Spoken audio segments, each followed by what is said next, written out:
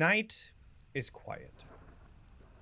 The sounds of crickets and animals of the night seem to be dampened as if they know the gravity of the decision that was just made. The sounds of the fire in front of you flicker and sizzle with the rain pouring down on each of you. Who is tending to the fire? I will be. Torin. What do we see? I am using one of the runes in my palm, which still has that sort of cracked texture in my skin, even though my skin feels the same. There's something underneath that is glowing and emitting heat. And I am feeding the fire a little bit. And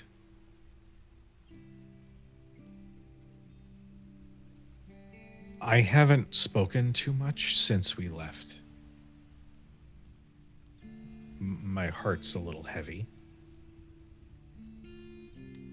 But I don't question my decision. It's more the gravity of it is weighing pretty heavily on my shoulders, so I am just continuing to feed the fire to make sure that it is healthy. I just stare into the flames.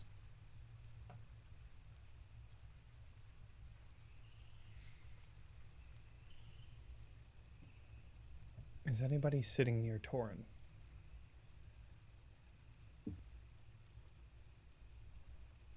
I think Ilora would be across from the fire, kind of watching Torin tend to it and keeping very quiet company.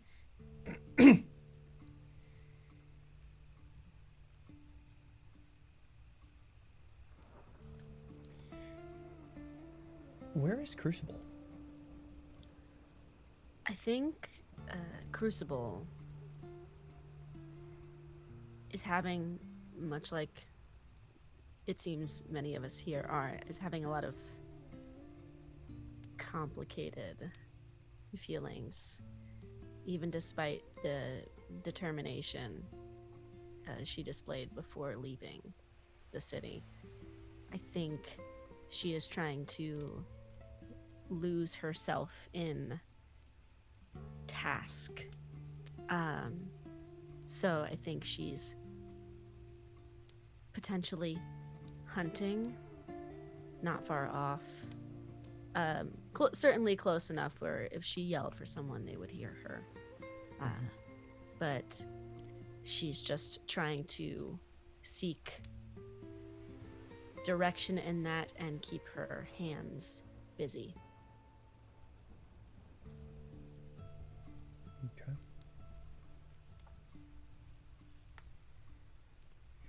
Where's Kade? Up in the tree line away from the party. Still above and nearby, but he is alone and has made his little hammock of ropes.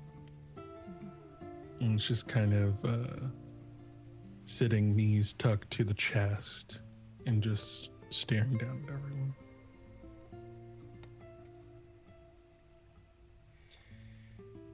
And finally, where's Hava? Hava would be sitting beneath a tree with her belongings and is unpacking and repacking them very restlessly. Just goes between taking the cord that she ties knots within, tying them and untying them, and tying them and untying them until she gets frustrated.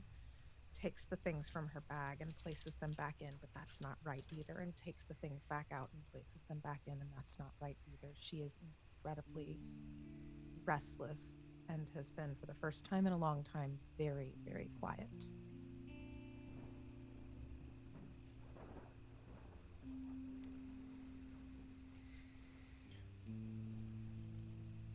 Hava.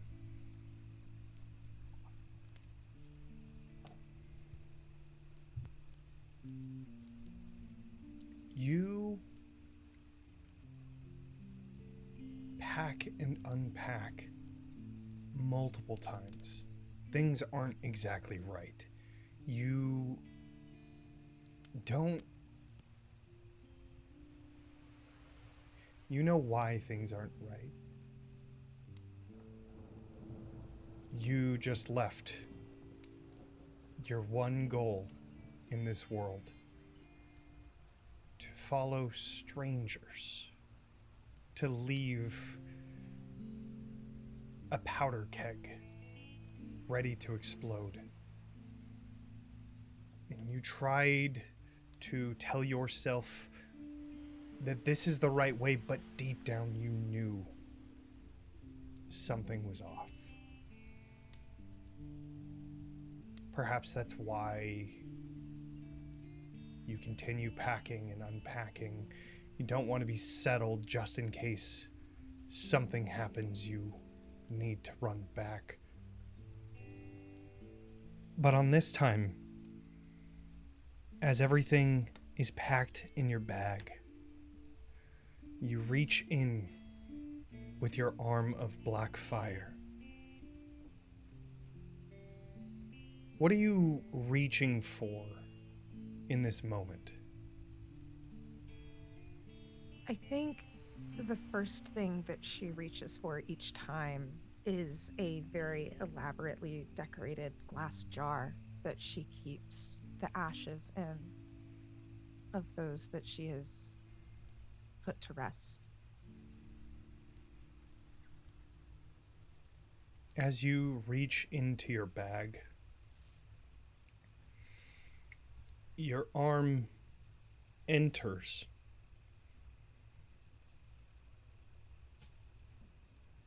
But you don't feel it grasping. And as you pull it out, you find that the black fire arm that you have, the gift from Moors, the thing that gives you the power to burn the bodies of the sleepless, is flickering.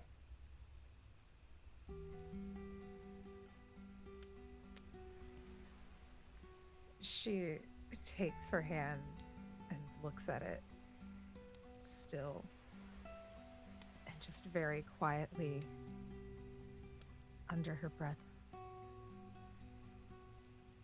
"Did I pass the test? Did I do your will?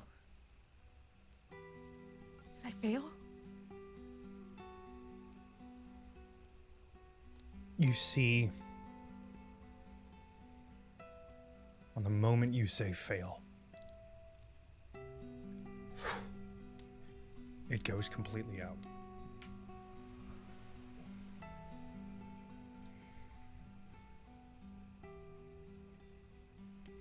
She takes a stuttering breath with it and looks at where her arm would be.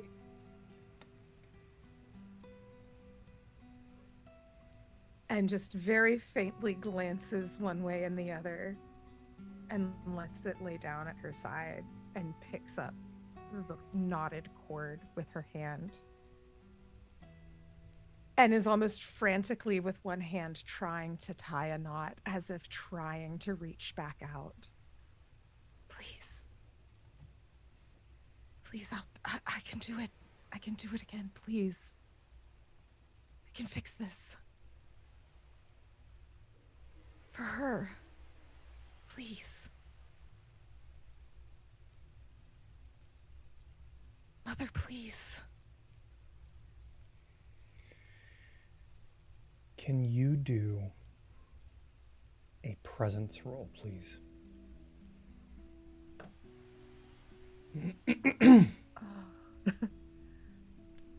I guess I'm not allowed to use any favor towards this. Well, you rack up favor from the god in order to use it, so I would say yes. You pull on what little favor you have left. Perhaps you may not get any more going forward, so you better make sure that this goes well. Very last favor that I have.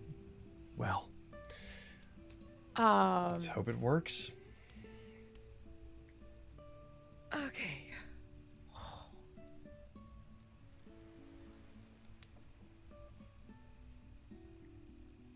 Oh man, that feels poetic.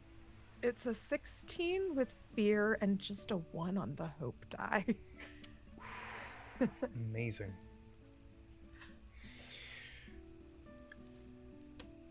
You reach out to Moors, hoping to reestablish that connection. Hoping that she'll answer, hoping that she'll give you some guidance.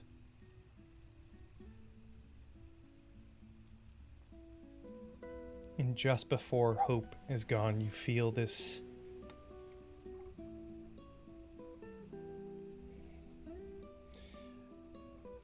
almost like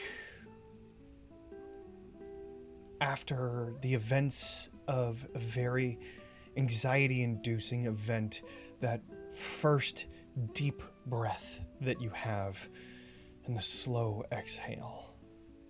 You feel this calmness come over you, this serenity. You feel this presence that you've felt many times joining you here under this tree.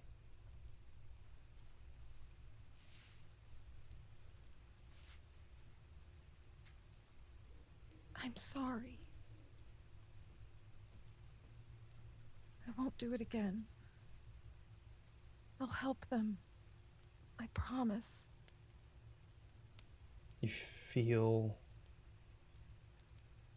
the black flame return a little.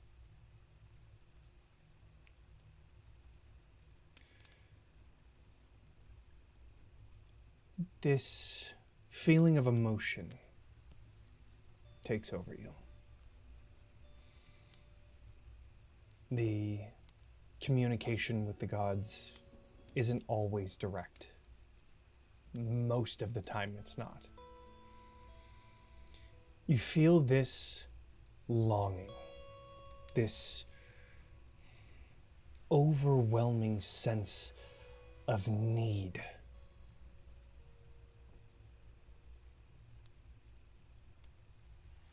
Then you feel hopelessness.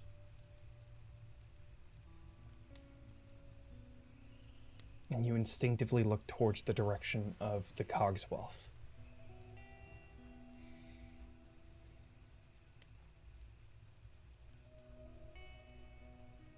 Feel that black flame flicker again.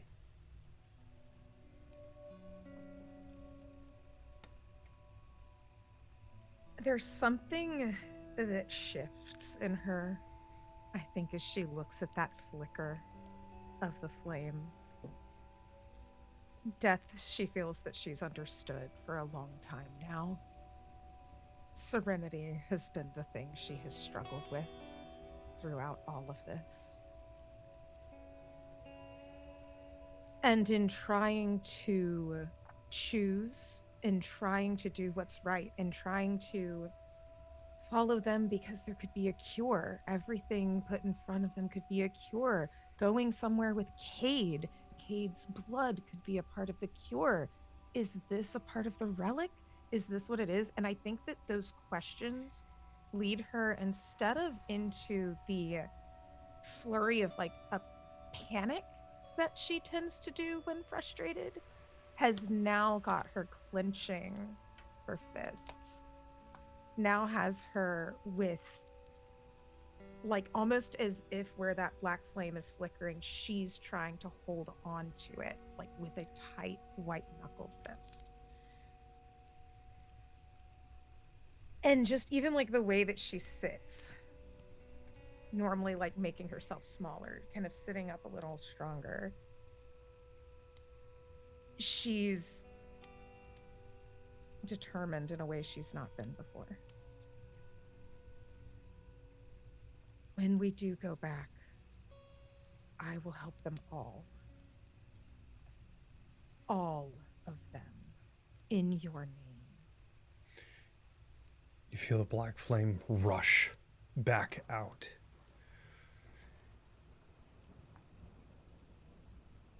Then you feel this emotion. That same hopelessness with a small light within it. Small glimmer of determination that grows brighter and brighter until finally both of those flames intertwine, knowing that something is impossible, but the determination to do it anyways. This torrent of flame cycles through, creating this beautiful black and cyan sort of color.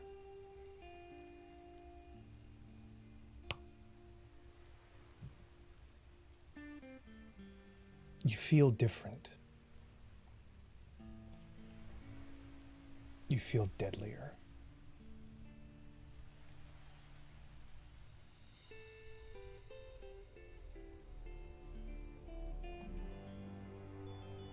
Hava takes a moment in that, and with a steadier hand than she's ever had before, lays out all of the items from her bag in a solid, steady,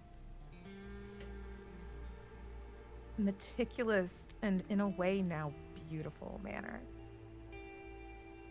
And finally lays herself down, the restlessness leaving her body. She takes a deep breath, smiles, but in a not as soft as she had before. Thank you, Mother. Good night. And she lays down to sleep, better than she has in a while.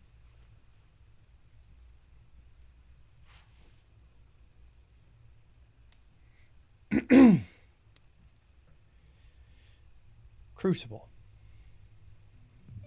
Yes. You are hunting. Mm-hmm.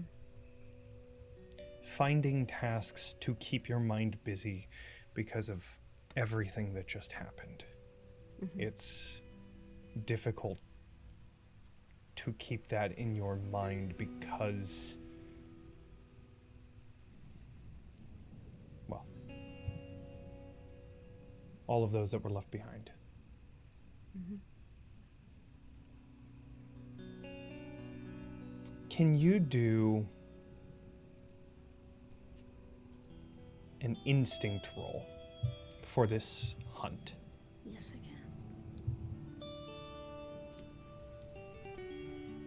can.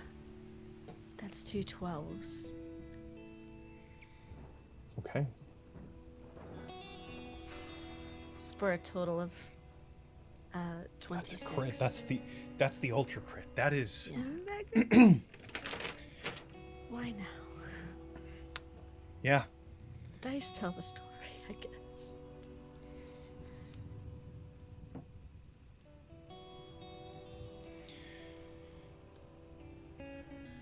You go out for the hunt.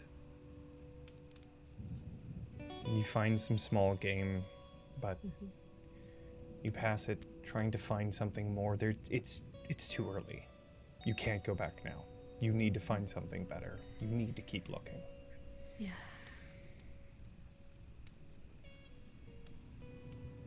And you do. You find big game. You find a wolf. You find a wolf walking through this forest, alone.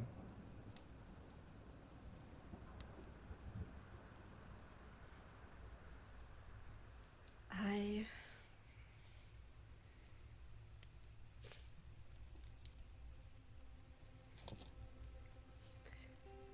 think she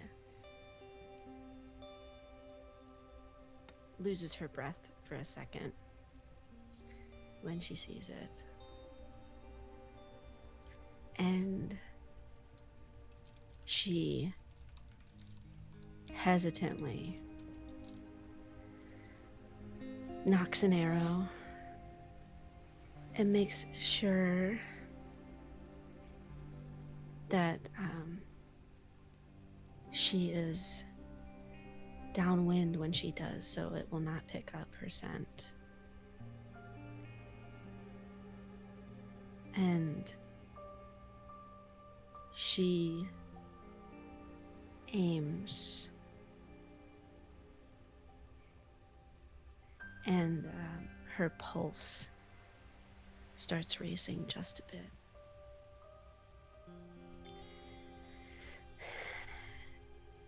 And in this moment, I think as much as she's been looking for a task to distract herself from what's happening, another thought comes in to distract her from the task at hand. And I think she flashes back to the day when she had an arrow aimed at a man she didn't know, who had her friend underneath his arrow. And she thinks about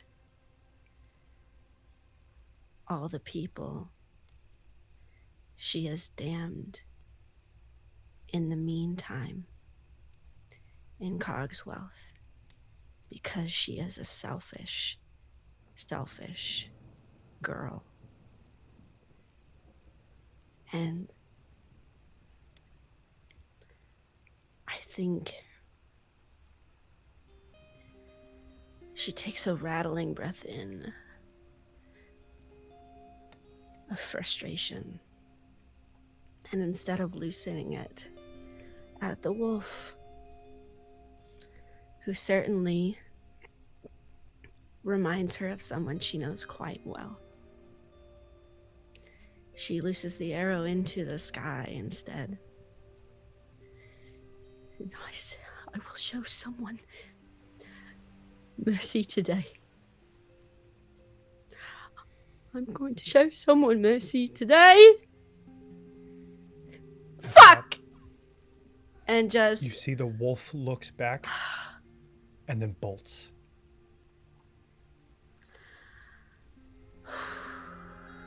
And I think she throws her bow across a clearing, kicks whatever is in the vicinity, and unknowingly mirroring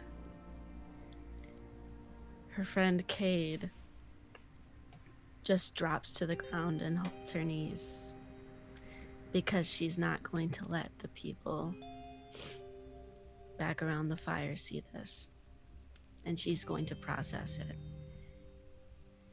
because it would be selfish to walk back like this, and she's been selfish enough, and everybody has their own things to worry about, and she will not be one of them.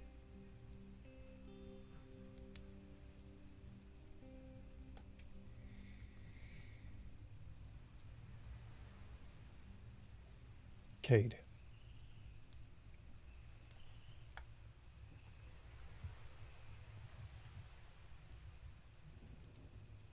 You sit in your tree,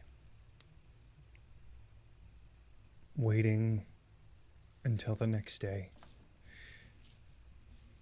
when you finally return back to your home where you grew up.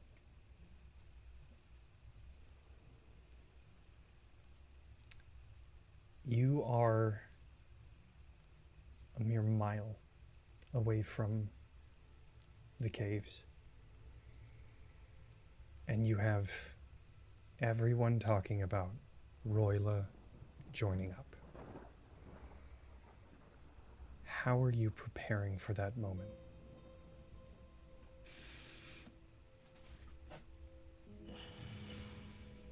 I think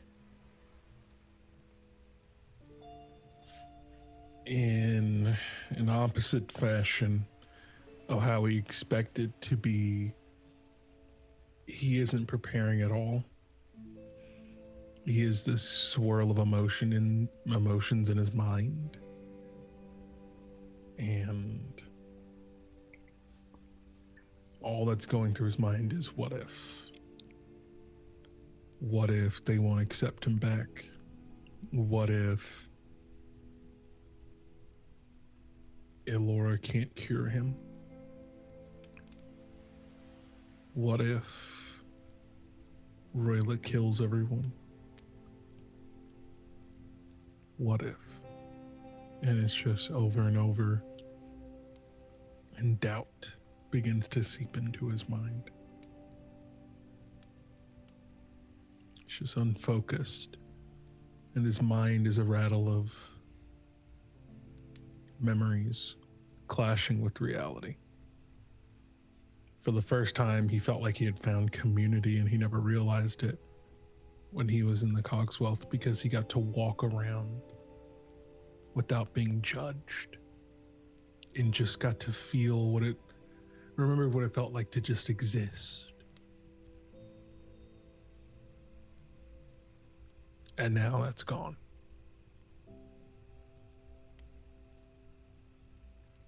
And now he has to go back somewhere to prove himself again.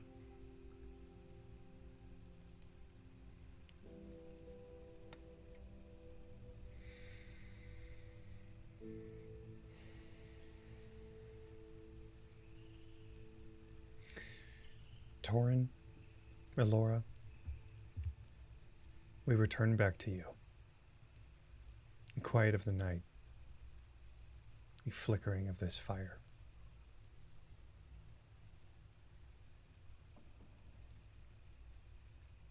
What are you all doing to prepare for this moment?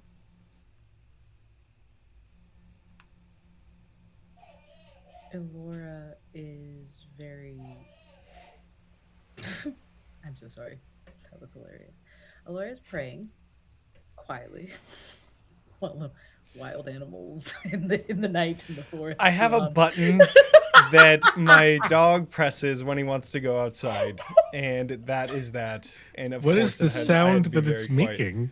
It's him going, "Arr, arr, arr." That's so him instead of him doing doing that. it, he's got the button doing that? Right. Yeah. That's... Oh, our little boy needs to rev up his engine in order to actually do any sounds through his mouth. He has to rev up in order to do it because he's a rescue and who knows. Yeah, he's afraid of using his voice. The sound of the other wolves in the wolf pack that's off in the Right, distance. exactly. That's what it is. So, That's what it is. Here we go. Yeah, Ilora is praying. I think this would be crazy. Maybe too crazy. All right, let's do it. So I think Ilora is praying, and in this moment is actually trying to connect with Soul, to see if there is a presence to be felt, not to speak to Soul. I don't think that's ever worked for Ilora or anyone probably, but she is the closest to the point of reverence that she was raised in that she's ever been, and the most lost emotionally. Like morally, girl is scattered. She doesn't know what's going on, and I think emotionally feels kind of like drawn and quartered, like pulled in a lot of different directions with the exact same amount of tension and intensity, and no option feels right. And so she is searching for the feeling of support and presence of Soul as she is praying. I think it's like full trance meditative state, not a simple prayer time like she does every evening. I think this extends beyond. This is very clearly a do not disturb me, do not interrupt me, do not, this is very sacred. And I think to the point where she has drawn a circle around herself and placed different stones in different spots and drawn a symbol of Soul at the front. Like, this is far more ritualistic as she attempts to see if she can feel anything. Well, let's go ahead and do a presence roll then. Presence indeed. With my Lord God, Sonny boy. Okay. That's a pretty good stat. Hot dog. Oh, wait.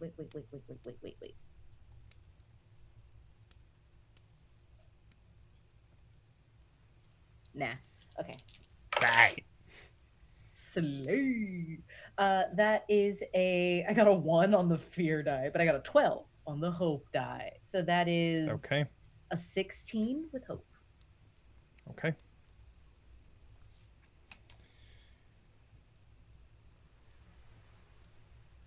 In the night, the connection to Soul is usually at its weakest. But with the preparations that you have taken, with the power of the emotions that you're feeling,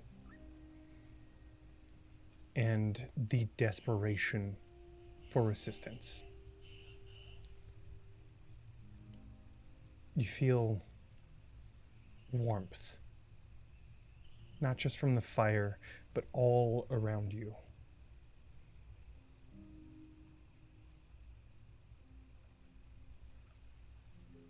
I think this is like a lifeline to a drowning person in this moment. And Ilora begins sobbing as she is head bowed and praying mid-prayer. So it's not like she stops the soft muttering or chanting. It is continuing, but it is just weeping in this moment.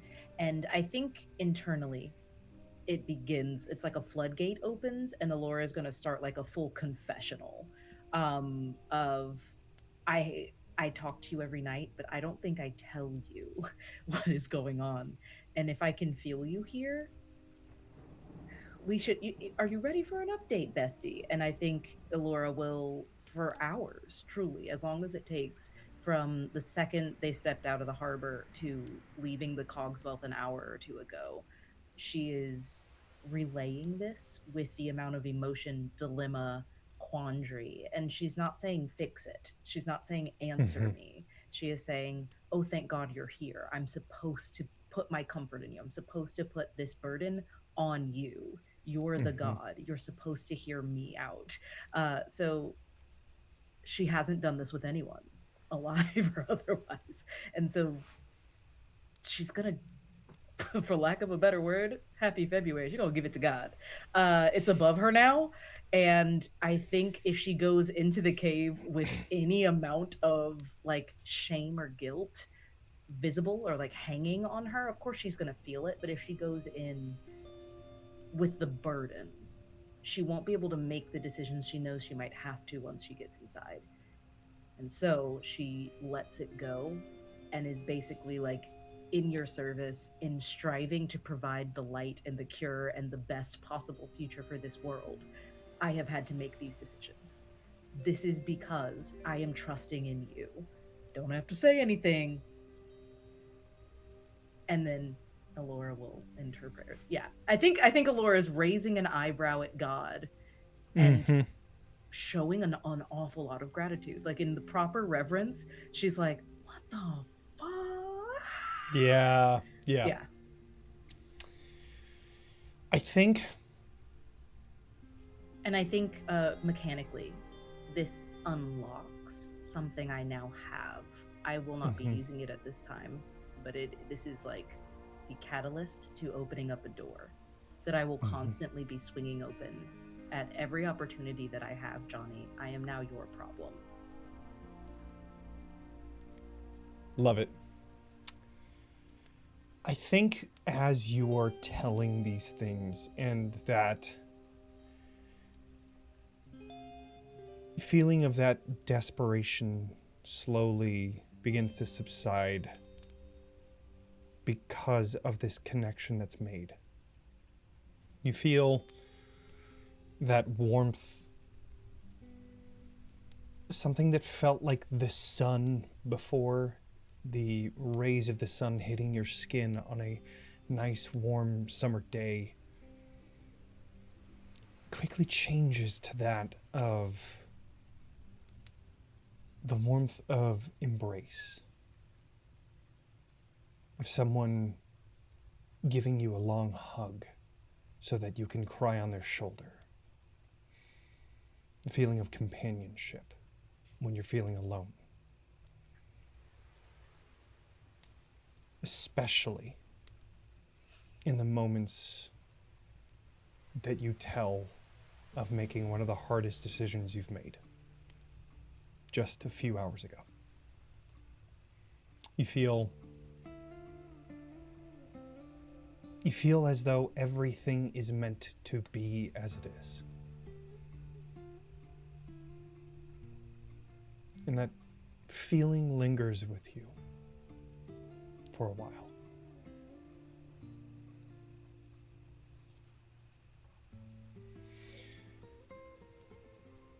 Torin, how are you preparing for the next day? I am still silent as I look into the flames because internally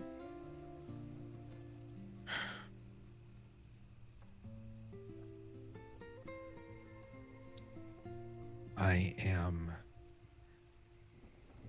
stuck in a cycle of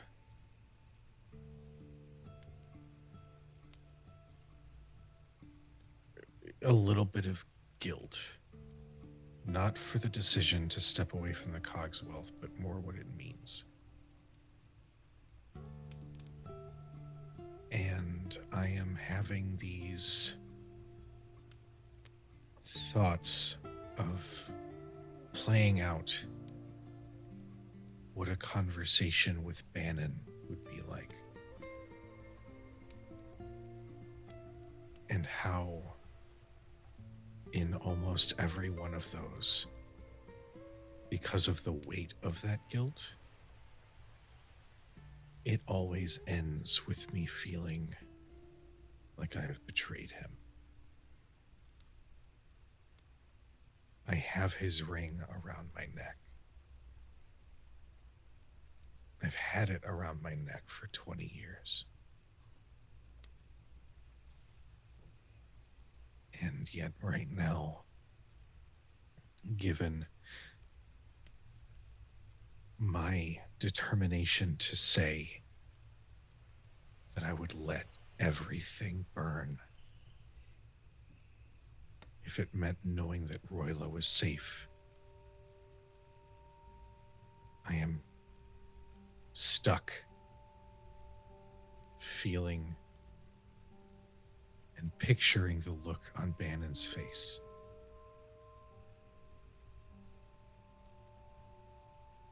And so I am fixated on the fire. I am fixated on ensuring that the camp is warm, that it is cared for.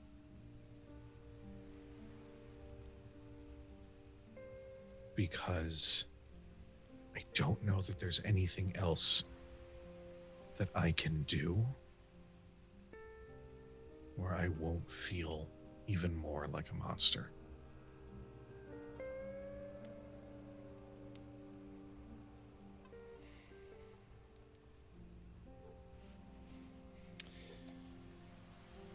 I think at around this time, Crucible.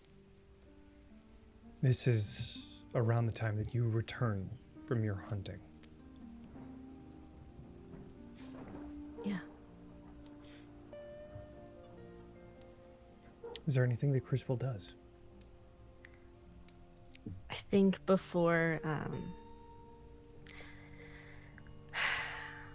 I think on the way back, because I'm still going to capitalize on that 26, those double 12s, baby. I did hunt something, just not the wolf. Oh, absolutely.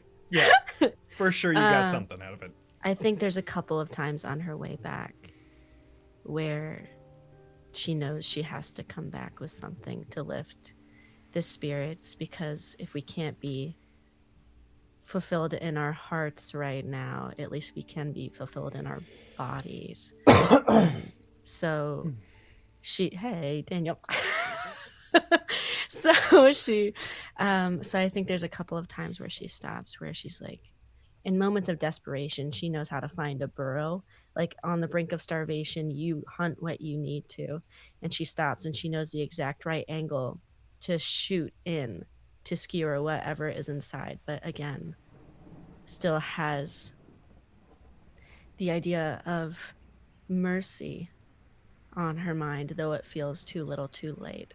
So there's a couple of instances on the way back where she stays her hand in that regard. She waits until she sees something running, something that there's a little honor in killing, because it's not something cornered, it's something caught. And I think before she emerges from the tree line, she tries to grasp that false sense of determination that she had a few hours ago. So at least it appears that there's still some element of resolve there, though it be performative. I think the first thing she does upon emerging from the trees is assess the environment around the fire. Like, how is Ilora looking? How is Torin looking? And Hava is there as well at the fire? Yes? Ish? Yeah, nearby. Very Nearby. Very relaxed. But I see you, and you look rested and well. That's good. That's good. Certainly nothing's changed for our dearest Hava. No. So Crucible takes, some happiness in the fact that at least one of us looks like they're back on track. How do Ilora and Torin look in the moment? Crying, praying, Praying, glowing. Glowing. Mhm. Yeah, like she looks like she's having a good praying experience, and I don't mean glowing Okay. as like skin is popping, like she's physically Yeah. emitting a Hands light. up. Thank you, Daniel, but that's not the glowing I meant. I think it's both. I think it's both, probably.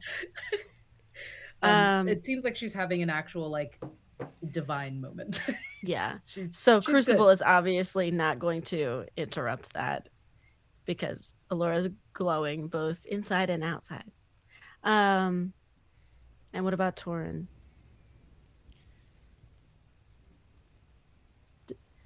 Torin really hasn't moved. So I think she will, if you haven't moved, I don't think she will take you out of that, because I know whatever it is, you're processing something. And I don't want to make you talk if you don't want to talk. So I think she just sits down nearby,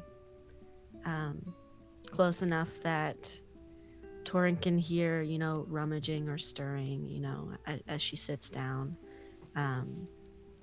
but will not interrupt whatever Torin is going through unless Torin initiates.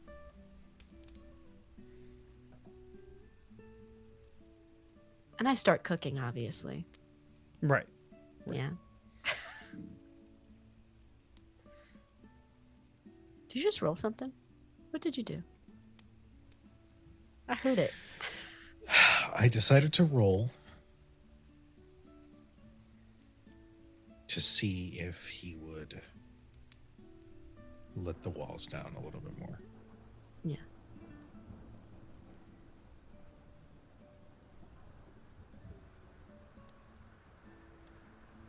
And I think he just... There's this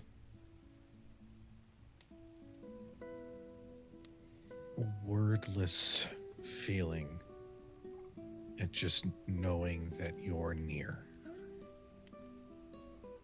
That his shoulders ease a little.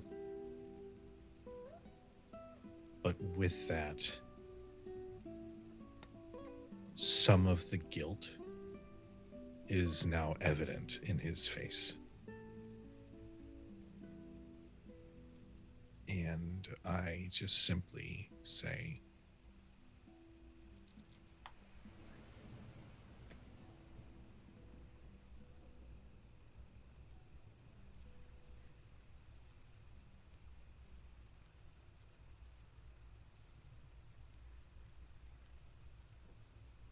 I'm sorry for the mess that I've pulled you into.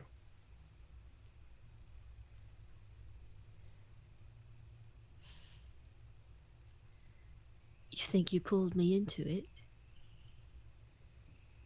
Honestly.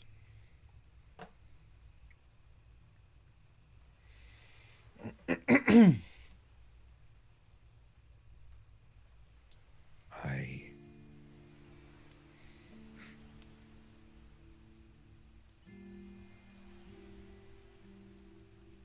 normally have some sort of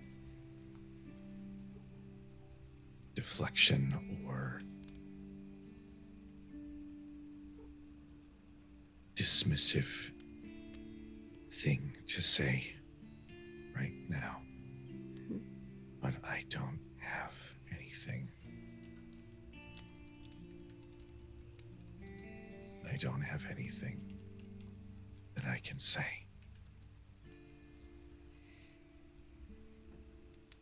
You don't...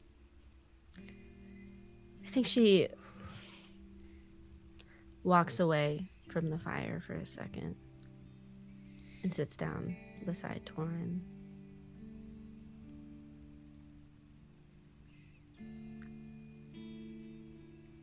There were years of my life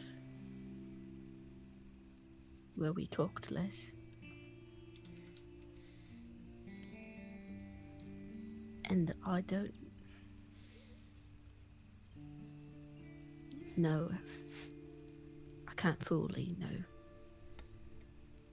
what you're processing right now.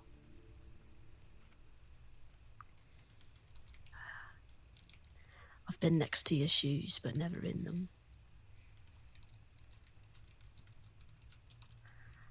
I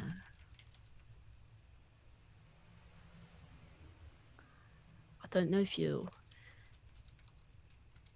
feeling any guilt.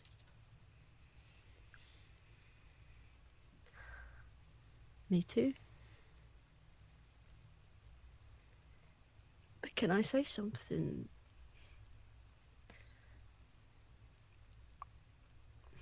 I know it may have been a bit. It may have felt like a lot, what you said back in Cogswealth.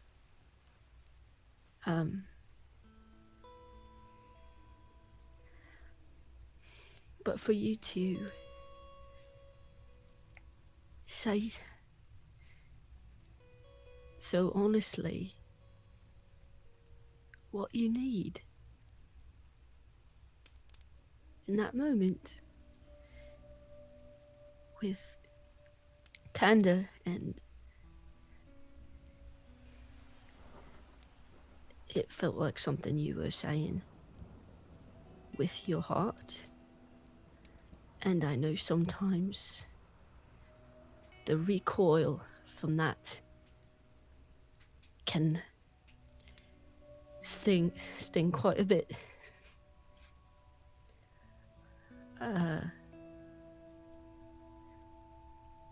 But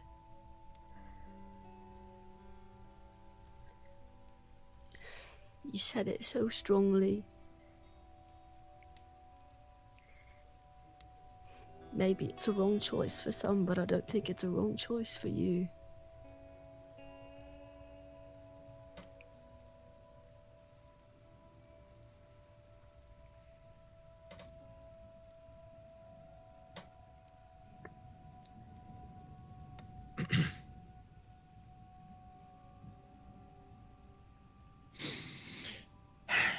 Tell that to the dead one. I know. But am I allowed to be super cliche for a second? Is it gonna make me roll my eyes? Maybe, maybe not.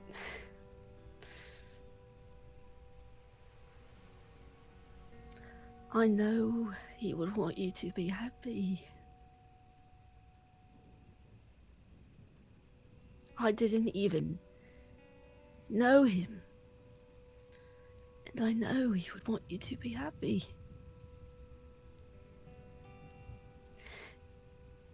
A couple nights ago, you were telling me all the fond stories. And the meet cutes, even though you didn't think they were awfully cute, but they sounded cute to me. But I don't think Bannon is someone who would want you to close your heart for the rest of your life.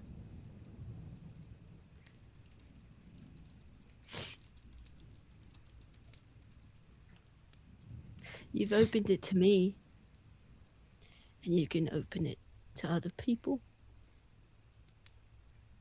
And I think Bannon would love that.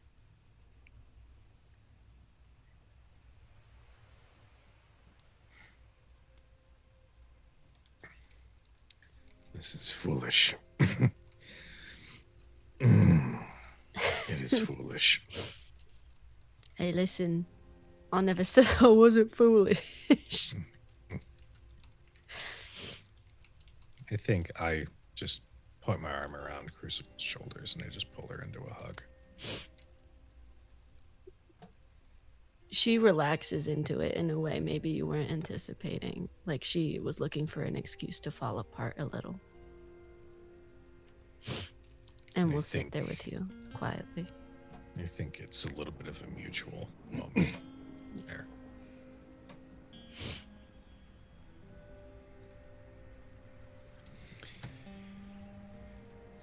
The night returns to that quietness, with each of us spread out across camp.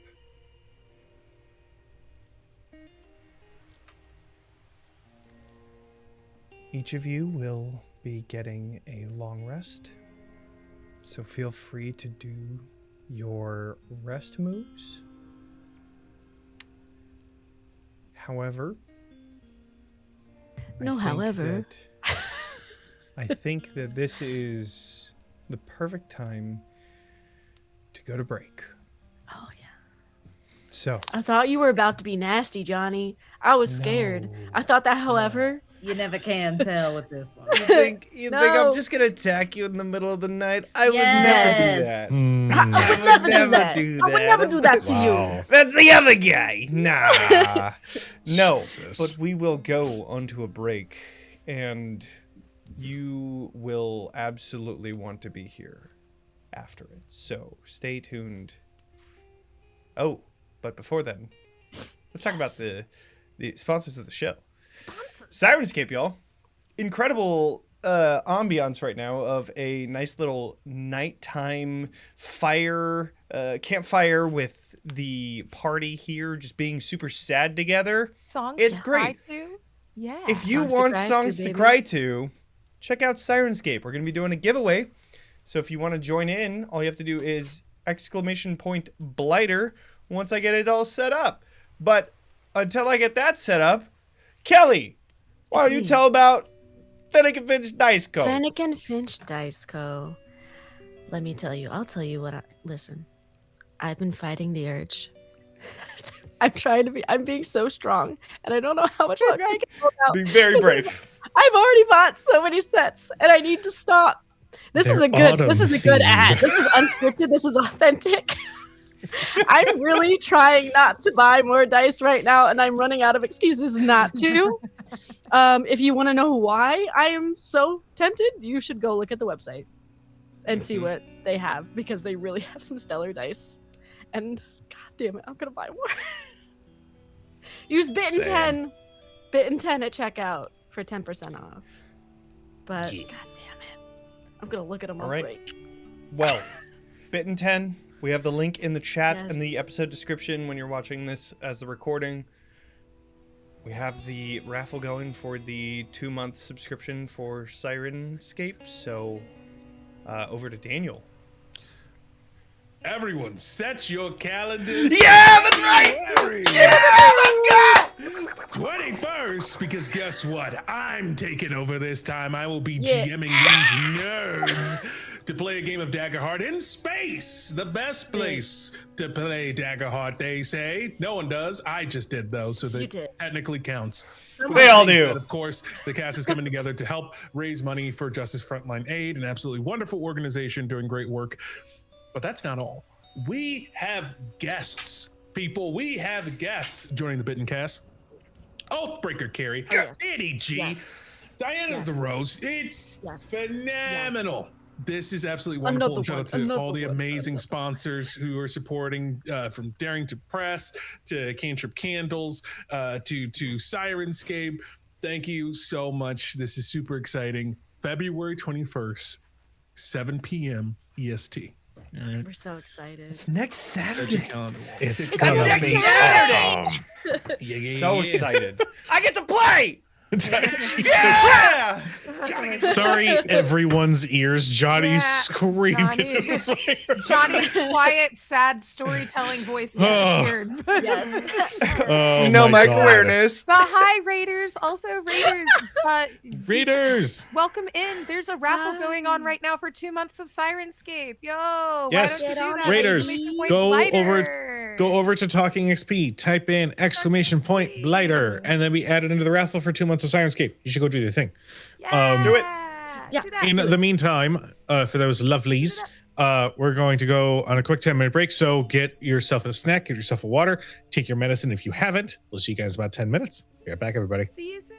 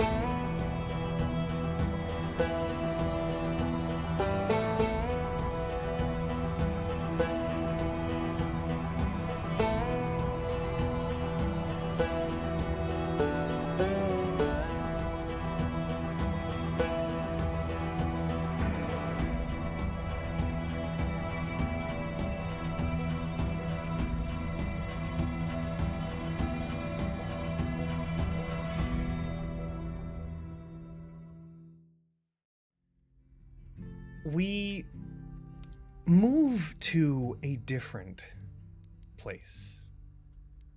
A place farther away from the cave, from the Cogswealth, all the way back to Pale Harbor. The town here is bustling in this new morning. People are getting their kids ready to go to school. People are sending people out as scouts out to Templeton, or guards walking the perimeter of the city just to make sure that the blighters are taken care of. But we slowly begin to zoom into the twins' house. We see a flicker of light inside. What do we see, Daniel? You would see a familiar giant, 8 feet tall, muscular, rolled shoulders, locks no longer in the braided pattern, but now hang down completely and are kind of wrapped together with some loose strands into a small bun to keep them out of his face. He is wearing a fairly simple sweater with this kind of large bear pelt that goes around his entire body and then dangles like a cape. And the room is quiet. It's dark. There's only a few candles and the smell of an incense that is just burnt out. And as that's happening, he is packing items into a large satchel. You see a familiar grappling hook that goes inside first. You see a little shield that goes in there as well. And then he takes a new weapon, this large blade, about 5.5 to 6 feet long. And he takes it and places it on his back as he sits and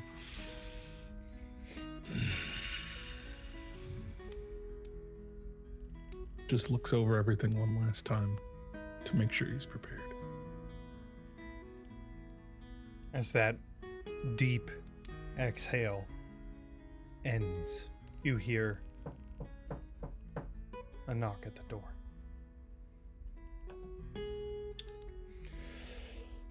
He's kind of having this meditative moment preparing for all of this,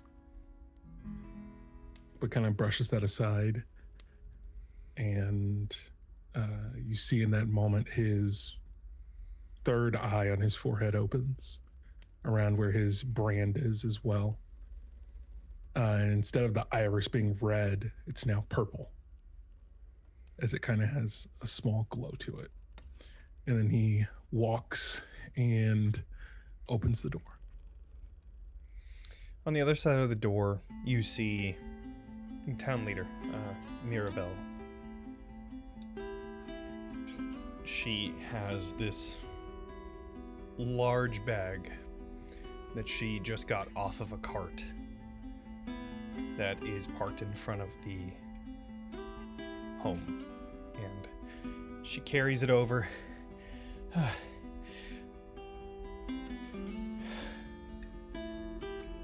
I know that you're going further north, so I just wanted to give you this so that you could give it to the others, because it's going to get cold here, and I don't know when you're going to be back. I think he'll take a moment and he'll pick up the bag with one hand and just say, well, hopefully it'll be sooner than later. Yeah. And please, I know that we talked about this before, but please do what you can to find my cousin. We weren't the closest, but I just can't imagine what it's like to be under the Reavers. Especially if that means in their camp. I'm well aware. Just promise me you'll do what you can. I will. Okay. Well, is there anything else that you'll need? Any weapons or armor or anything that we could provide? Anything that you didn't already get? If I need anything else, I'll come back. Okay. pretty nifty trick you got. It was a little bit tumultuous, but I've mastered it now. So, take care of everyone. And before I forget, and he goes back into his bag, and he has this rather large tome. Inside of it is this envelope, and then right beside it is a bunch of other loose papers. He takes the loose papers and puts everything else back inside of his satchel and hands them over. These are the grades that were due today. So the children have improved since I've been gone to a degree. To hear. Almost all of them spelled their names correctly. So it's the little victories.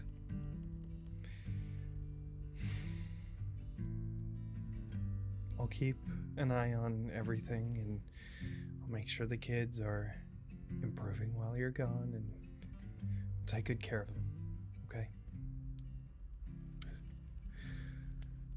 I'll be seeing you. Be careful. I'll try. And I think with that, he'll close the door. And he places everything inside of the larger bag. The sword is now on his back.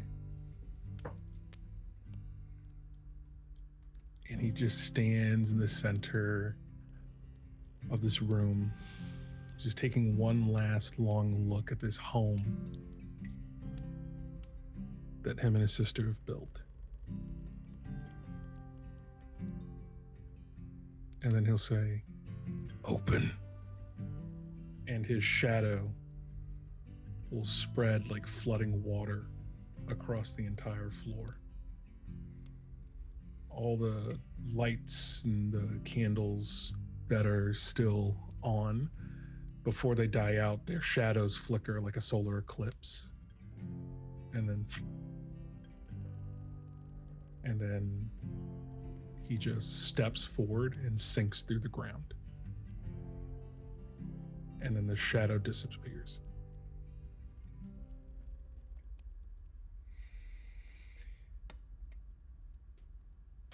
You reappear in the rain, just outside of a familiar cave entrance.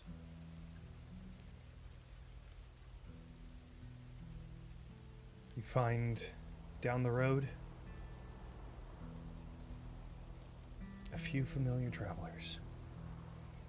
Each of you, as you gathered your things for the morning and took your way down the road to Roila and Ilora's previous home, you now see a familiar 8-foot giant at the top of this hill.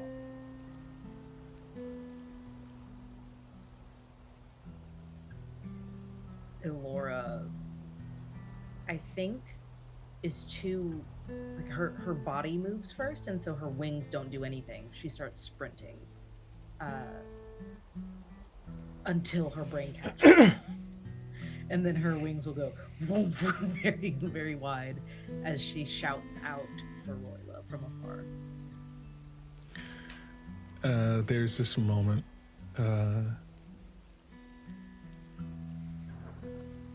where you feel this tinge in your mind, this familiar pinging within your brain. And you hear a voice enter. Sorry to keep you waiting. I think she literally stops and stumbles in her spot. I know that she just felt Soul's presence last night, but this is the proof that God exists, because she has been praying for Roila just to open that link back up for years, decades actually.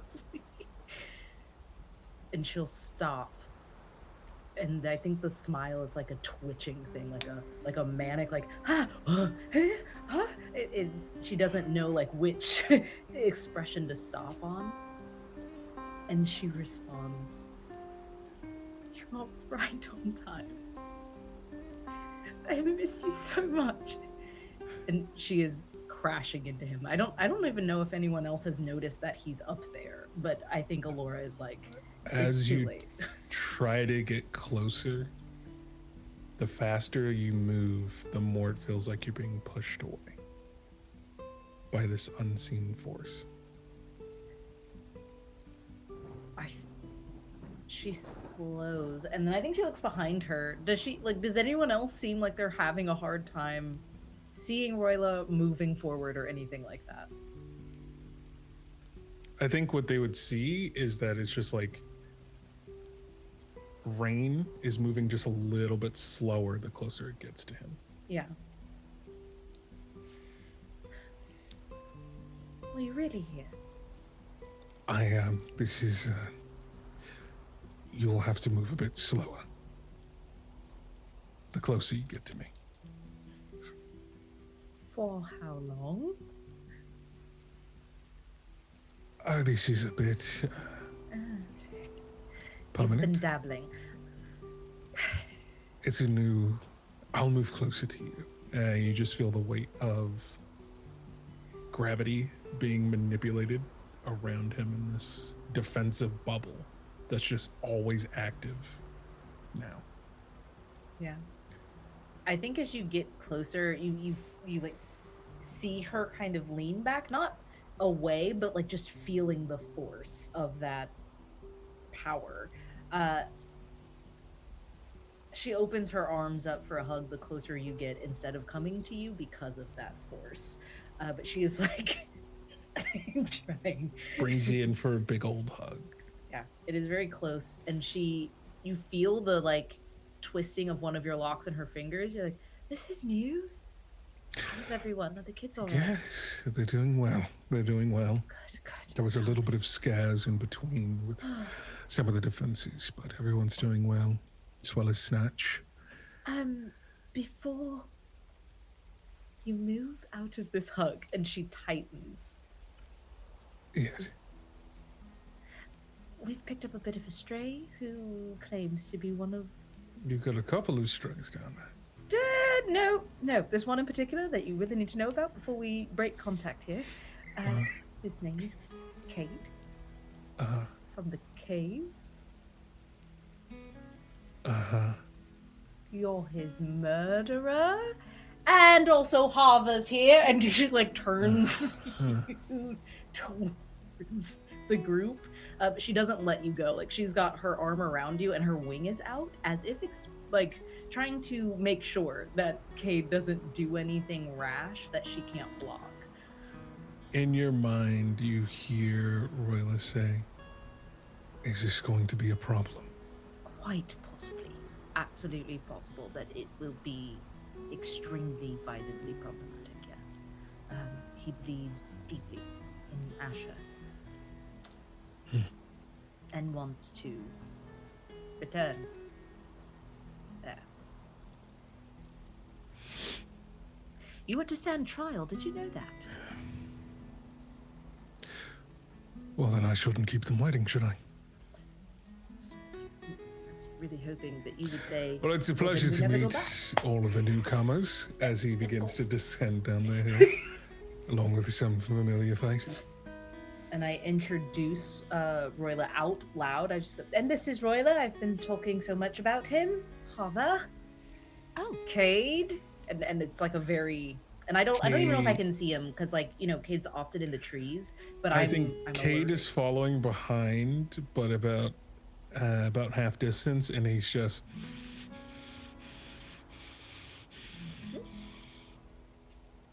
Indeed.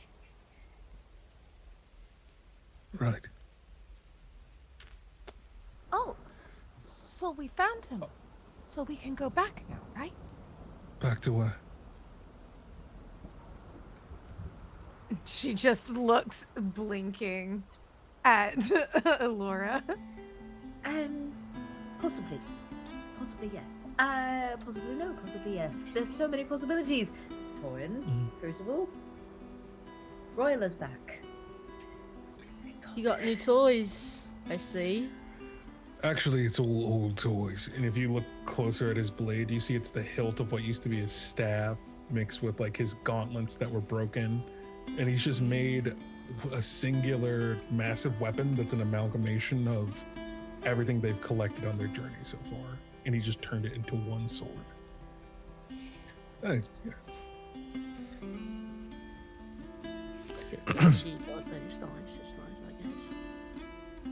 I think she comes up to you uncharacteristically and does give you a hug. But it's like one of those bro hugs where it's like the double pat. And does give you a hug. But it's like one of those bro hugs where it's like the double pat. All right, everyone, I've brought you. Thank you. I brought you this, and he has this massive bag, and he opens up, and he's like, "There should be enough clothes for everyone." So. How does Torin look? Torin hasn't quite moved.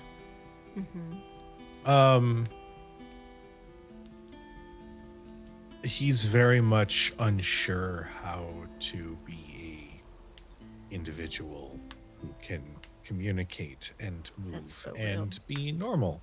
So I think at the mention of the, clothes and everything, he just sort of fixates on that. Yes, that's good. And I think he hands out like health potions and stamina potions to everyone. Whoa. Some armor repair kits. I think as he hands you the like a little sack of supplies, Torin, and goes, "It's good to see you."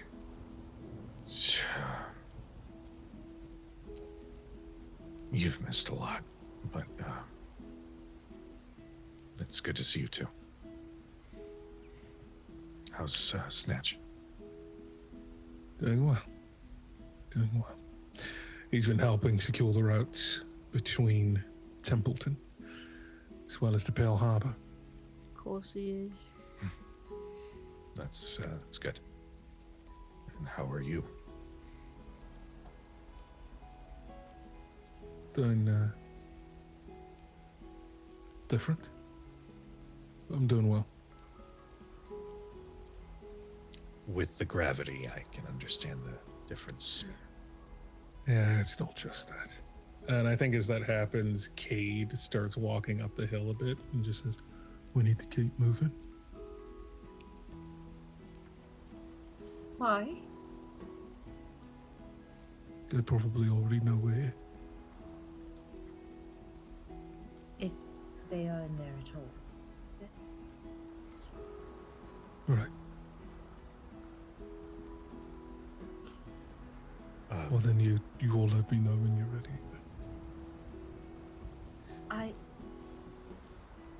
just, and I'm gonna like put a hand on Roila's arm as like a please hold on, and I would like to go talk to Kade for a moment.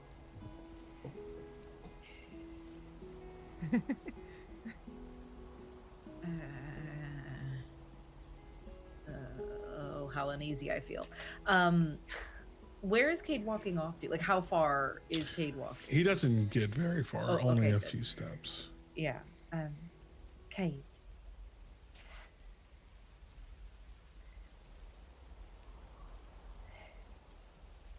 I'm so sorry that I am not.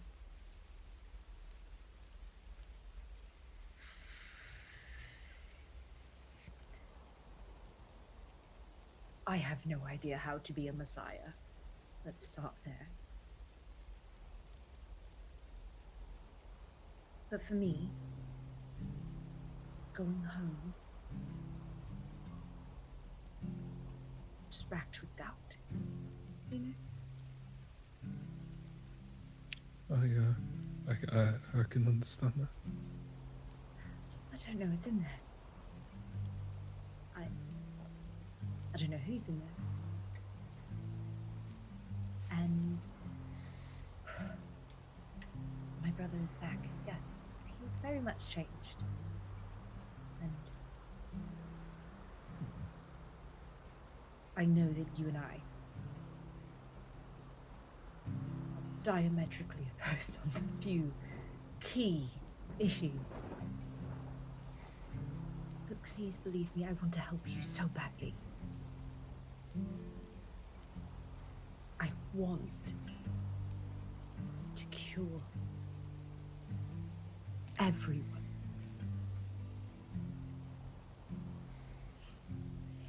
But I cannot.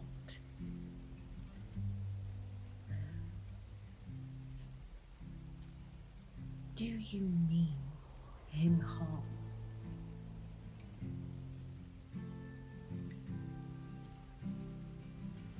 I must know.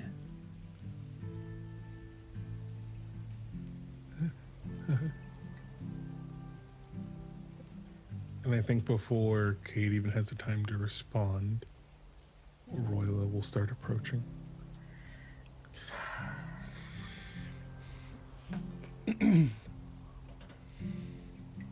I'll be going into the caves.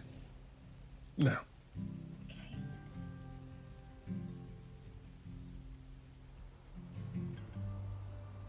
Thank you for all you've done.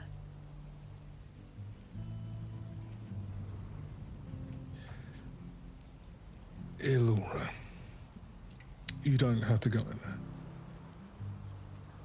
None of you do. I am going to make an offer to them in there.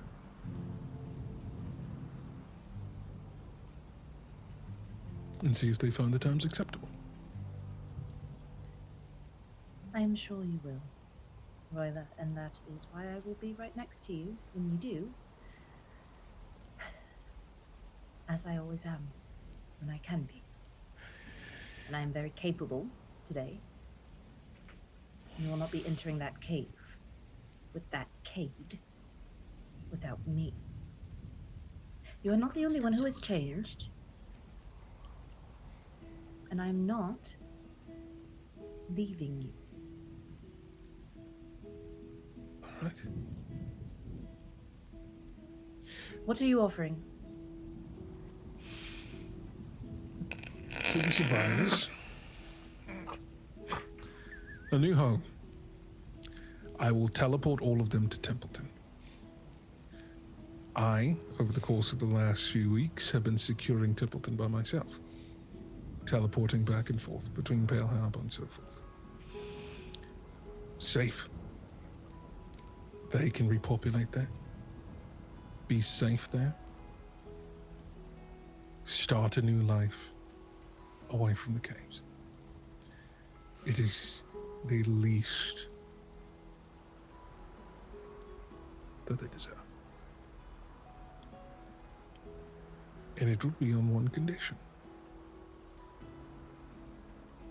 Asher must stay.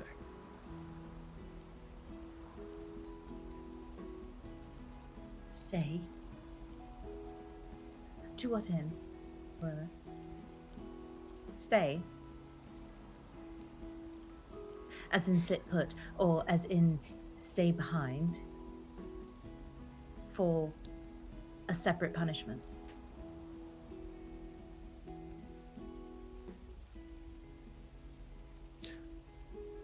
You don't have to read my mind into the answer.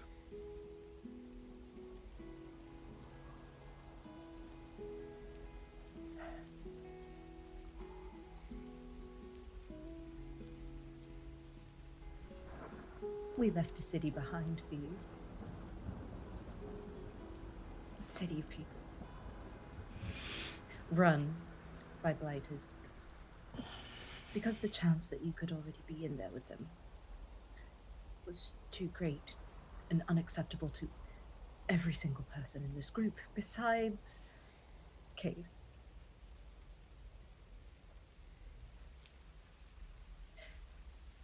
You are offering to save these people and then damn yourself in the eyes of Soul.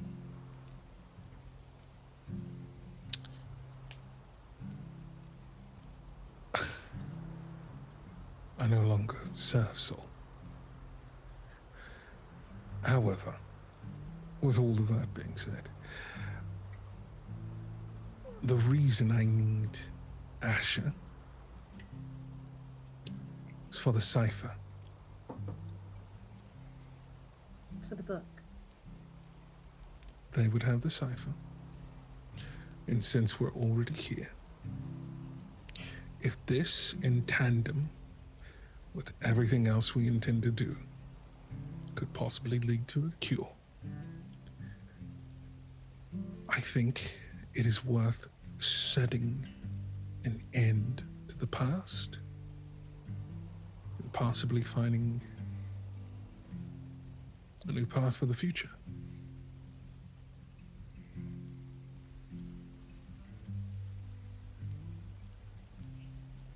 You wish to torture Asher until the information is given to you. That won't be necessary. Promise that. I can't.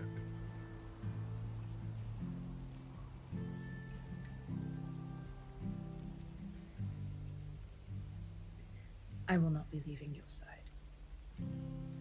Fair enough.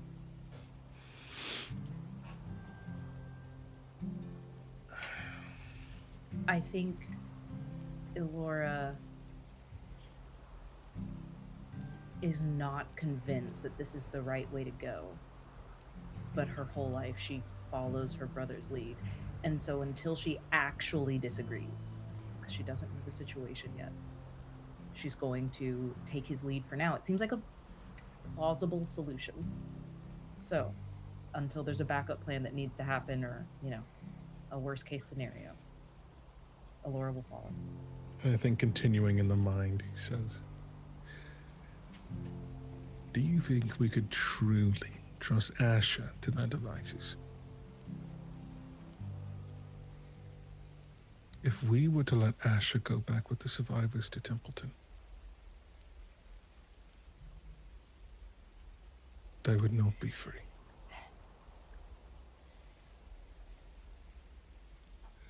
Asher was to be dead at my hand years ago. Years ago. But a fire broke out.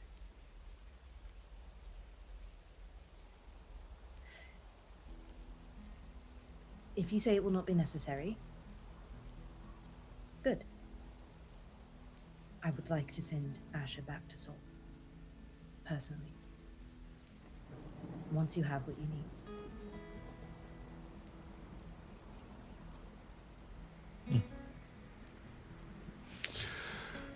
Well, everyone,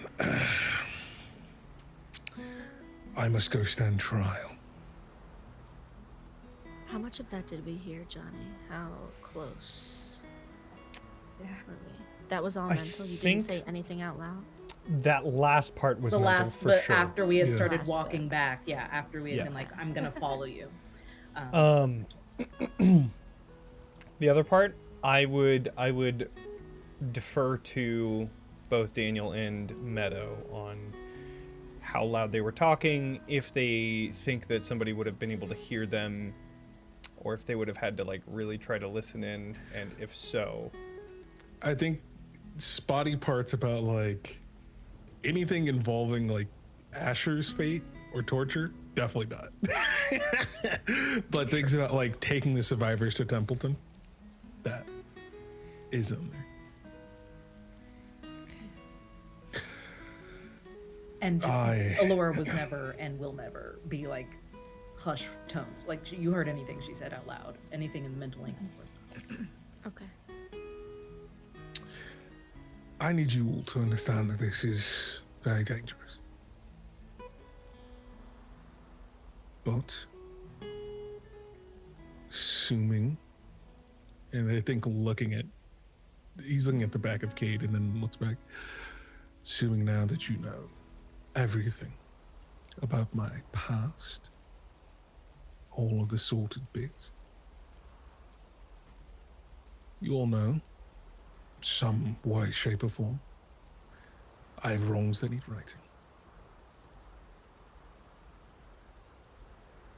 This is an opportunity for them to start a new life, and for us to possibly gain more answers Because if everything is as said in this holy book, then they may have predicted the outbreak. Which means, if we were to decipher it, that would maybe lead us further towards a cure.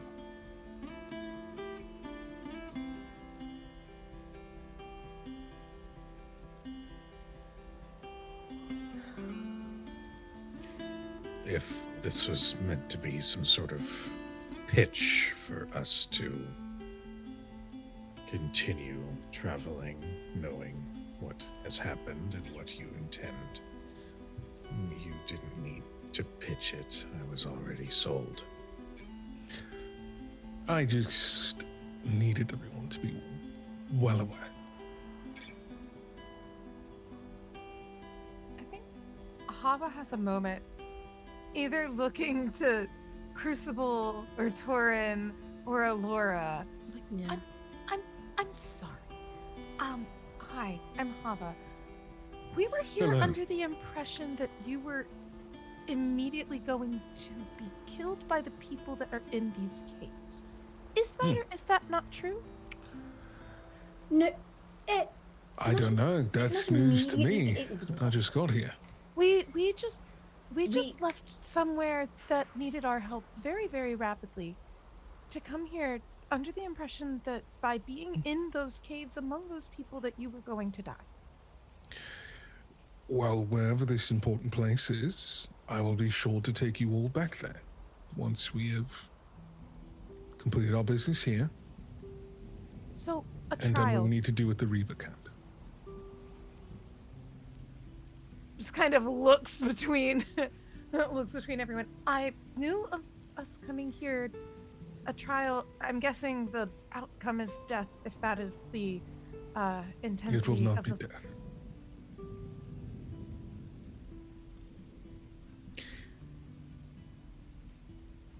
I'm just. I think we were terrified. Some of us were terrified that you had already arrived and were taken. Oh, listen, I'm sorry that you all were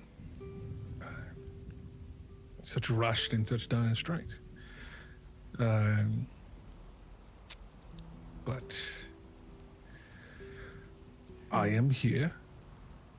I am stronger than when we last spoke. And we will put this to bed very quickly. And then whatever, after it's all said and done,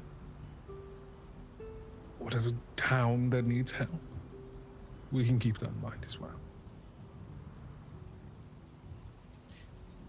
To Hava, I lean over and like my wing comes up and it's like it just blocks your line of sight to him directly. And she goes, I know it sounds like bravado, but actually it works out every single time. I have no idea how he does it. Every single time. It's the crazy. Just watch. It's going to be very scary the entire I time. think that the Also- normal nervousness that you would see of Hava in her confusion is shifted. It is not nervous. Both of her fists, including her black firearm, are clenched very, very tightly to the point of where the black fire is.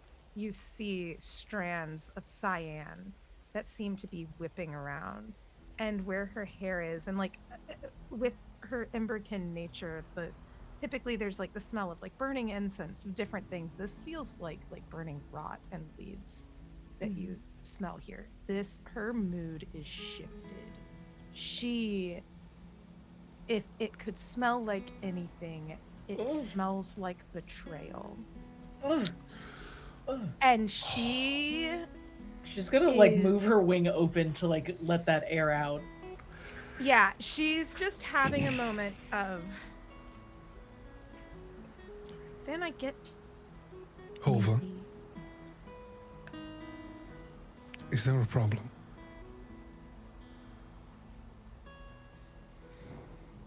She doesn't even speak and just shakes her head. I think I can answer that, though there's no. We are, as I said, made a very difficult decision to leave a city in need with the hopes that we would, in fact, get here without you being in danger. This is the best case scenario, however, because you are safe and because we haven't encountered any dangers from the cave or with you. It makes the decision weigh heavy, and we do long to return quickly to be able to help. Hava, since Roila has been gone, he tells me he has learned new ways to transport many people very quickly.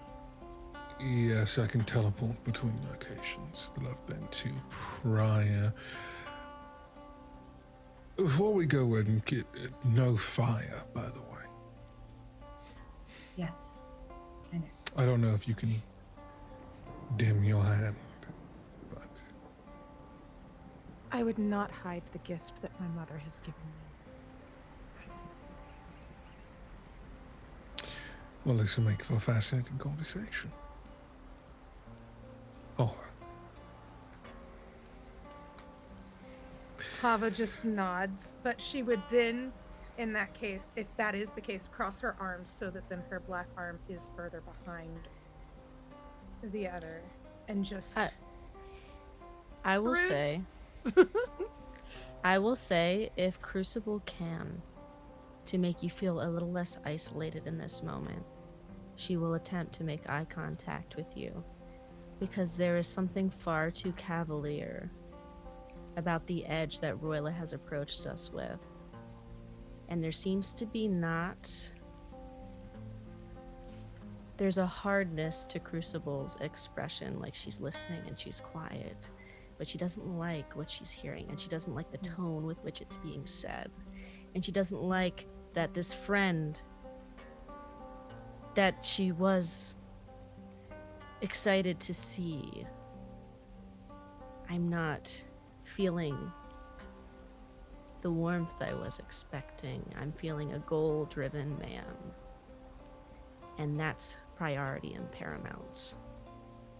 So though she is not making any declarations in this moment, she is clocking everything that is said. And she does make eye contact with Hava to let Hava know that, yeah, I see it too.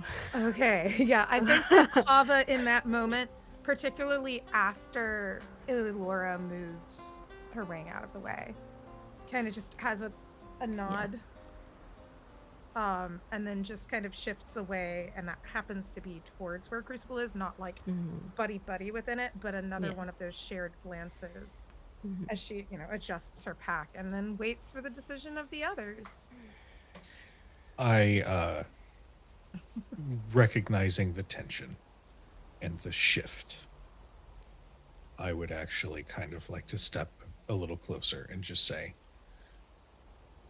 while I'm glad that we are making moves to ensure that the shadow of what came before can be handled, I hope that we can do so quickly, because there are a lot of people who are in need. And if you are as stronger as you seem to be putting yourself off as, then this should go relatively quickly.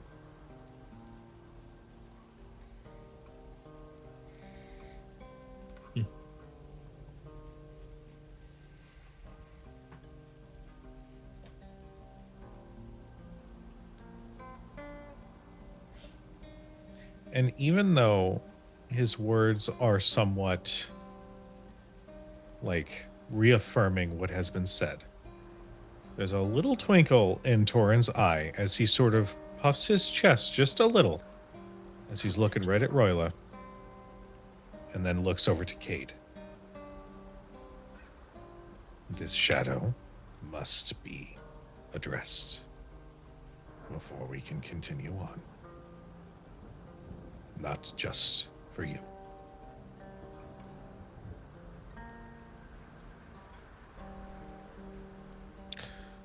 Shall we? Lead the way, I say, and in a rare moment, I pull out the lute, and I just sort of idly strum just a little while approaching Kade to sort of stand somewhat nearby, ready to be there in case Kade needs anything as well.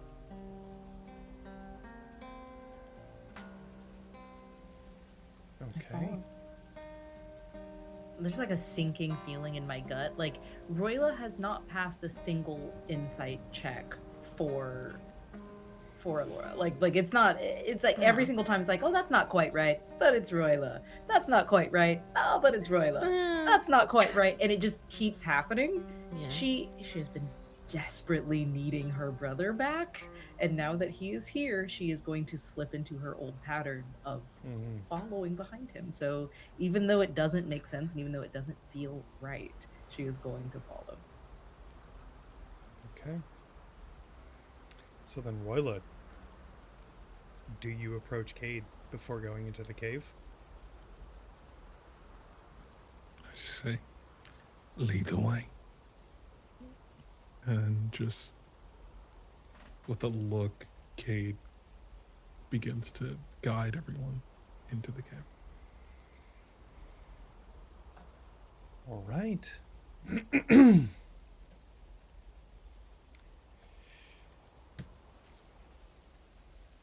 Entering into the cave.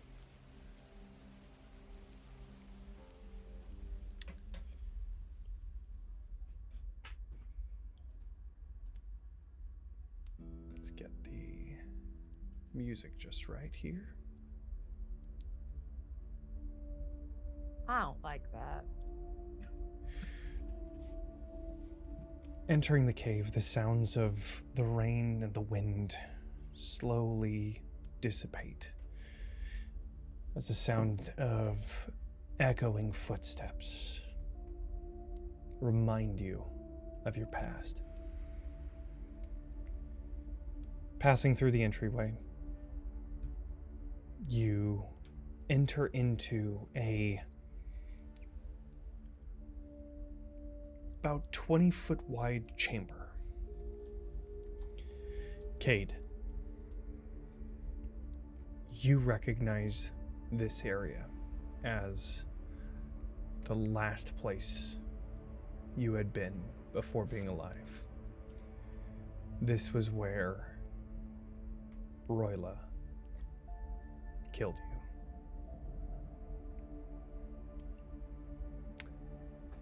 you. And right where you had seen it last, that physical barrier between the outer world and the caves within, the boulders that had fallen down from the ceiling above have been formed into a entryway, used and cleared in a specific manner so that this door that is currently closed there can keep whatever they want out. Just outside of that door, you see a couple of guards who don't seem to be surprised with visitors. Crucible, you see a wolf at the feet of one of these guards, the same one that you had seen the night before. And then, once they see Roila, their weapons come up. Wait.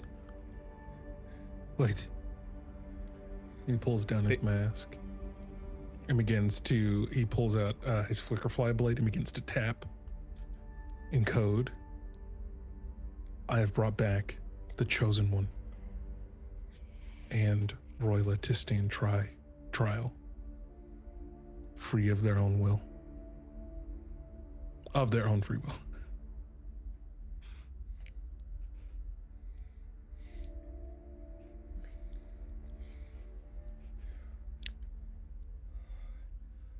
It is One of by the- right. I am to see Asher. One of the guards, who has a blade in one hand and swirling magic in the other, looks to the others.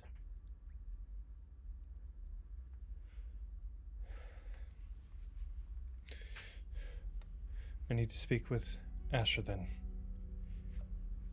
Stay here and do not do anything. They open the door, go behind, closing it behind them.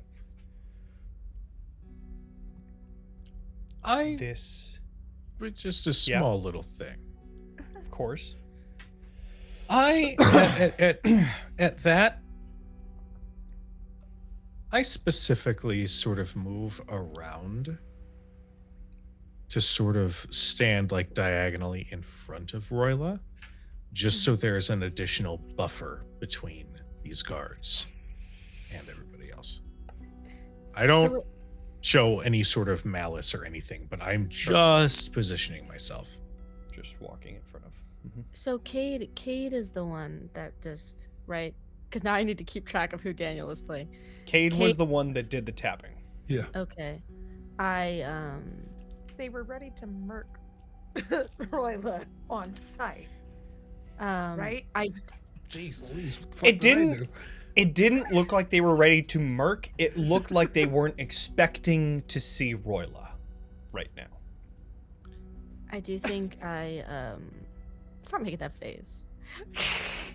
I think Crew places a reassuring hand on Cade's shoulder because I know it's taking bravery to do this. This is a scary thing that he has been thinking about for a very He long time. Is shivering like a wet dog.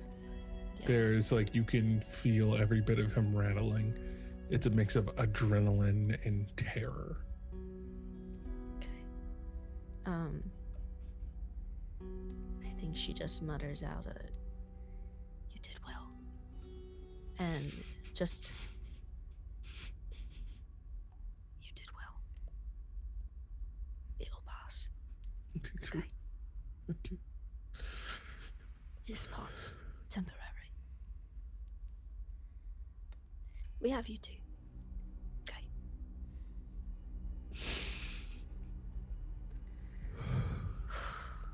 We probably exhaled together in very different ways. But I'm just waiting to see who comes back out. Roila. Looking over the guards in front of you, you notice that some of them have burn marks.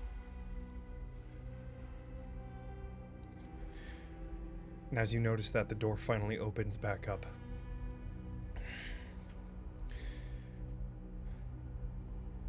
The council want to speak with each of you.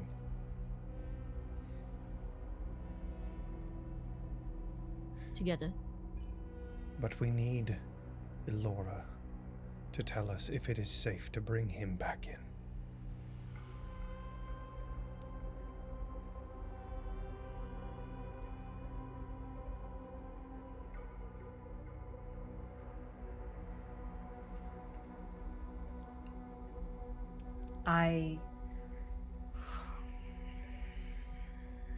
Is our mind link still open, Roila? Of course. I say,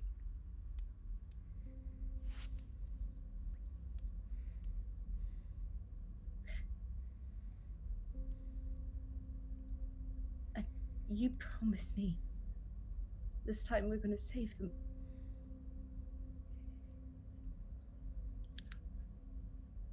I'll try.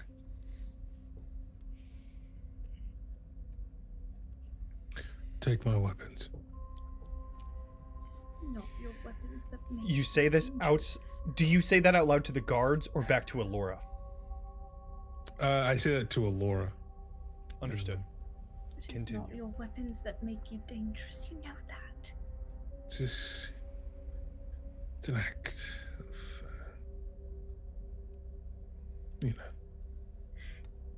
a show of willingness to talk.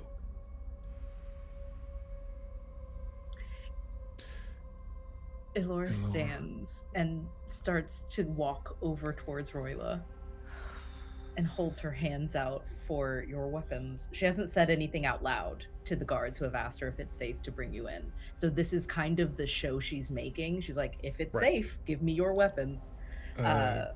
He floats his sword off of his back and it lands into your palms. And I think he just kind of brings your forehead in. And then just the last thing you hear is, no matter what happens, I've already made peace with it. I love you. Me too. And she'll turn the sword in her hands.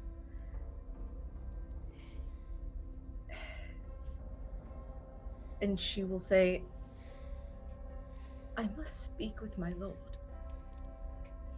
And she will take the sword and push it, like the tip of it, like balance it on the ground. And I would like to cast divination and ask Soul himself Okay. if Roila's intentions are actually pure. Oh, yes. I'm so scared. Daniel, correct me if I'm wrong. Yeah. But the answer that you get is yes. May Yes. I flavor Now- this yes? I want to know, Yeah. because this is going to go into the question. Yeah. Yeah. What do you want his intentions to be questioned? Like, what part of his Now, intention? he has Do you already want made the- his intentions about Asher clear to me. Okay. So when the the guards people asked me, of this exactly, place. it is the people. Because he says, is it safe? Yes. His, I do not count Asher at all. I am asking, can I trust my brother when he says I want to get these people safe somewhere else? When you ask about that, the answer is yes. Wonderful. I then say, I think it's like a mouthpiece moment, the glowing of the eyes, and it's kind of like the sword under her hand takes on that glow of sunlight as well. And as she begins to spin the blade by the hilt, it's like refracting sunlight, causing these different beams. And she speaks her question out loud. And in 100 voices in her head alone, nothing comes out. There is a resounding yes, and you see this relieved, it is safe. It's safe. He means you no harm. And she's not giving them the sword. She's holding on to her brother's sword. But she's with full honesty and with a clear conscience, she can say that it is safe to let Roila in, at least for them, which is honestly all she cares about. You see the unease that washes over all of them. It would have been easier for you to say no. But now that means that they need to welcome this murderer into their homes again. But the Lord said it was chill. But the Lord said yes. He's on the list. I'm sorry. God said he's all right. VIP, baby. I said I was sorry. God said, go ahead, let him in. At that, you see that unease wash over them, and all of them looking towards each other, while this one mage just looks directly to Roila. Then back to you, Ilora, and says, so be it. The council will meet with you then. Follow me. They open the door. Passing through this entryway, you are taken through a winding cave, the same one that you had to go out of again and again and again every time you tried to escape. About 5 minutes go by as you finally arrive on the outskirts of this cavern town. In front of you is this cavernous chamber where stairs lead up to homes and a large underground waterfall that provides clean water, a river that passes through town, and large motes of light floating above, providing near sunlight in here. Understandably, no fire. Most importantly, you see people beginning to form a large crowd surrounding the main walkway that leads directly to the council's chambers. As you pass into the main part of this town, you hear audible gasps throughout the crowd. As each of you begin to pass by, following this war mage, Ilora, you hear the same prayers that you and Roila have always said your entire lives. But you also begin to hear whispers of other praises like, "Blessed be soul. The Savior of the world has returned. The prophecy is true." And one that pierces directly into your heart. She has come to save us. As you pass by them, the crowd begins to follow. As the guard continues to lead you to the large cavernous opening where a set of stone steps leads up to another opening where you see blue and purple glow flickering. As you all begin to cross that threshold, you find this large chamber filled with different glowing crystals, which filled this room with that low blue and purple light.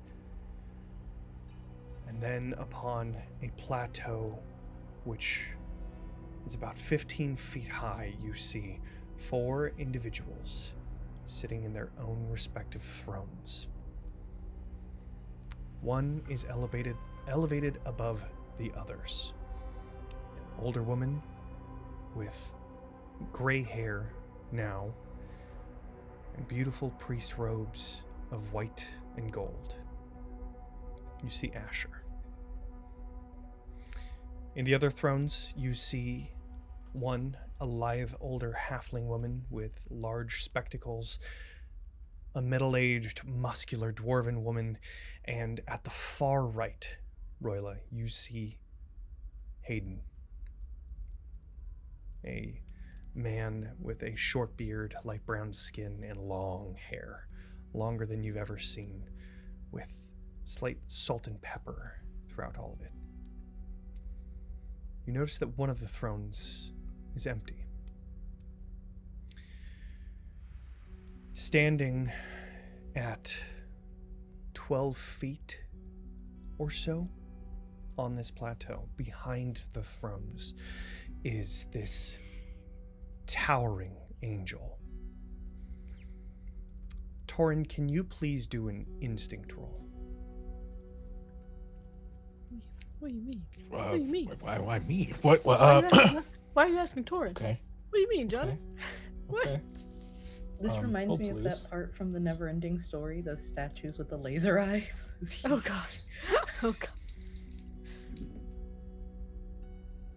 That is a 16 with hope.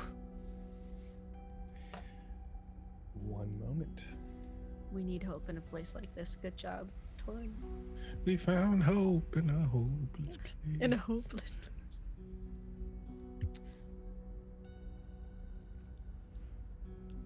Okay. That's our next one shot. We found hope in a hopeless place. Write that down. Somebody write that down.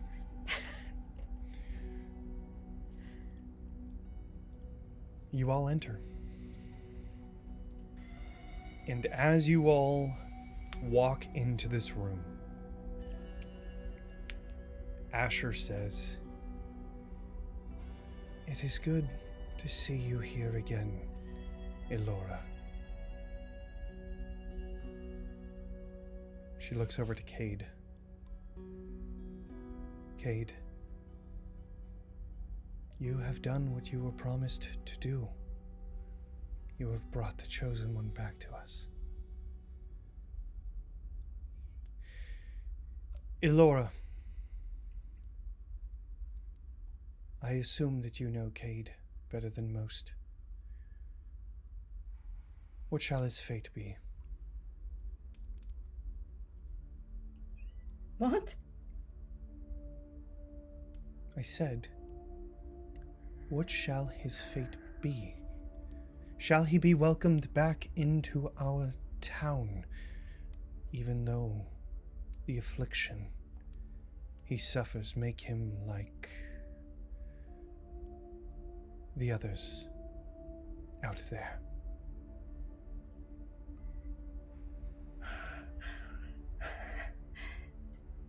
You are correct, I do know Kade better than most.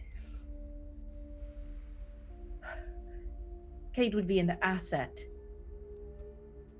to any community. Through his prowess, his compassion, his capabilities. He has a drive to protect. And he wishes to belong. And he belongs here. He is one of us already. It is not a decision that needs to be made. He is welcome.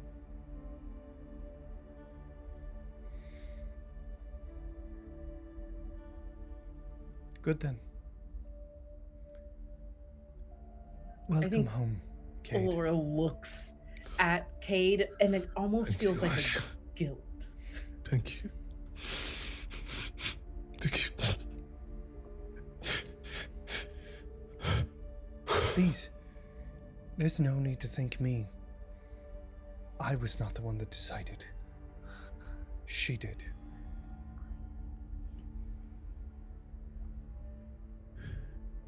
Don't. It's okay. You're home. Thank you, Your Grace.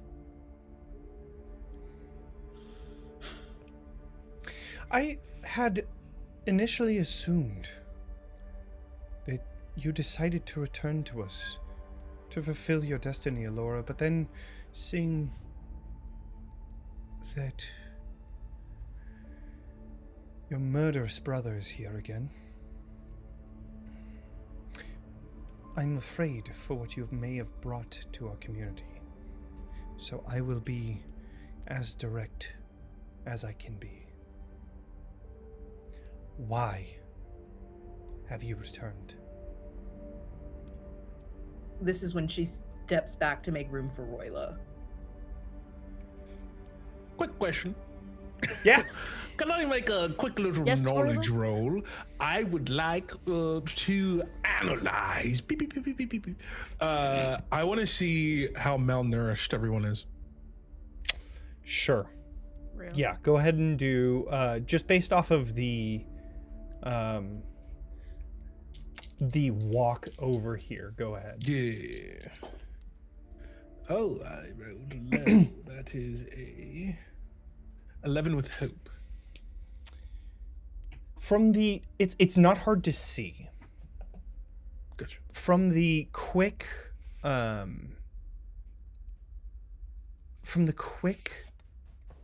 view that you got of the people in the crowds, it didn't look like they were too malnourished, which is honestly surprising. Gotcha. I think as she kind of makes space in that way, Roila says, I have returned everyone here. because I have an offer for the people here.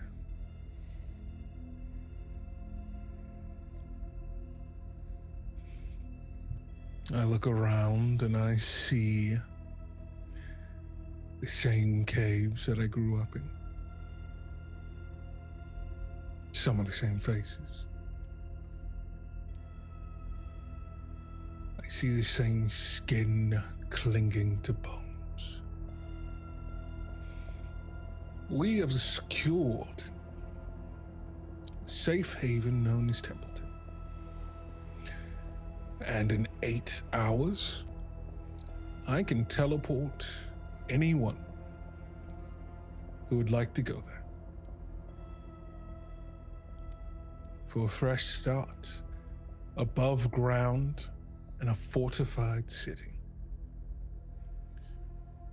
An opportunity to become a part of a network of survivors. No longer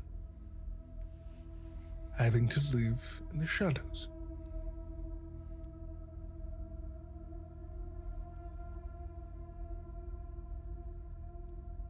It's that simple.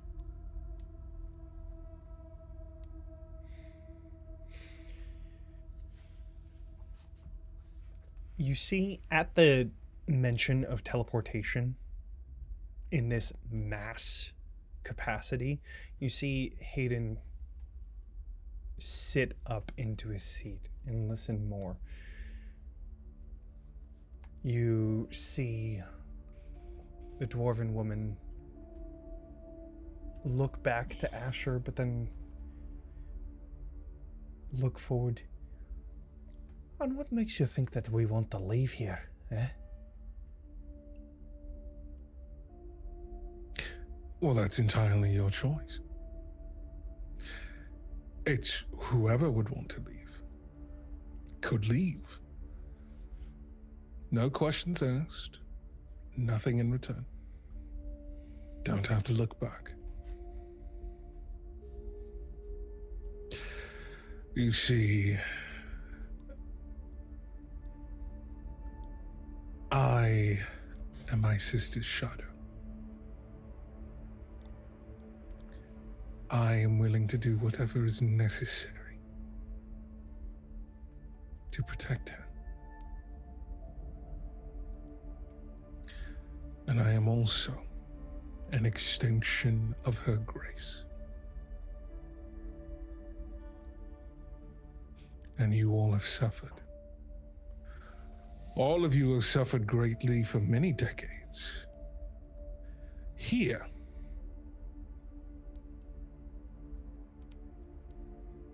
under tumultuous leadership, I merely offer freedom. Well, everyone, looking to the crowd at your back, would anyone like to leave with Roila?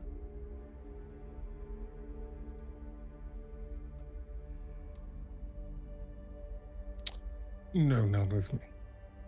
I will send you all that. Make sure you have your supplies, and then you all will never have to see me again. And see, that's where the issue is, though. Is it? Because wherever you are, that means your sister is there to follow, or lead you, as you said.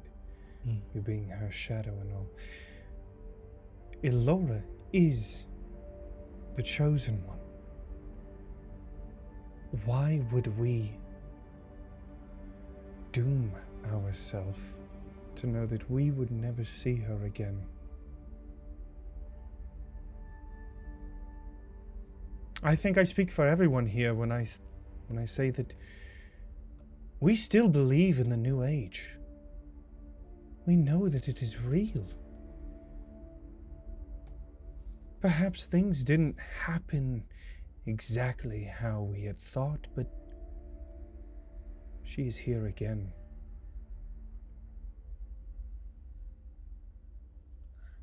No.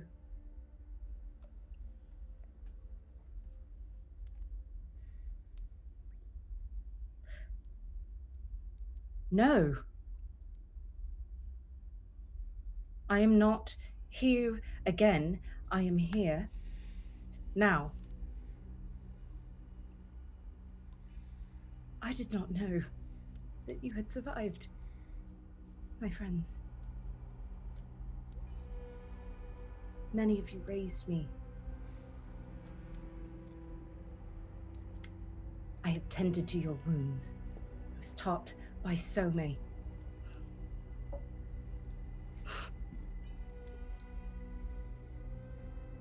Above ground, there are things you cannot get here.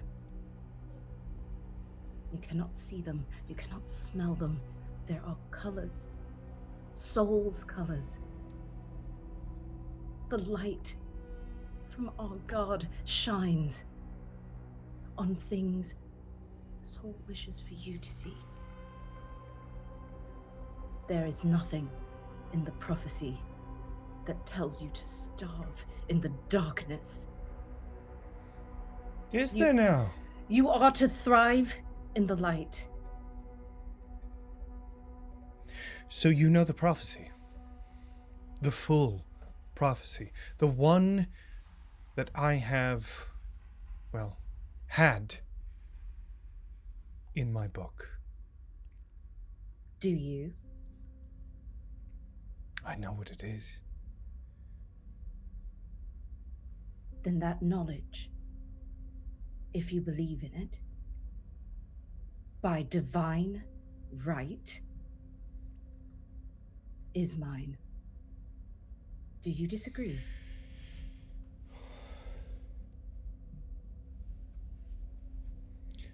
The prophecy was never meant for your eyes and ears. Is that what it states? Because if that is the case, I have a brother, and he loves to read. Dearly. The Codex. The cipher.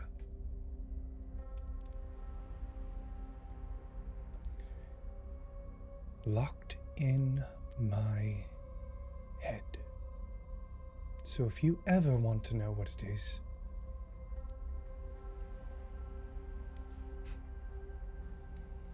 We should ask politely, as that was the end of the sentence. maybe from you. Not from him. I look to Roila, and in your mind you hear,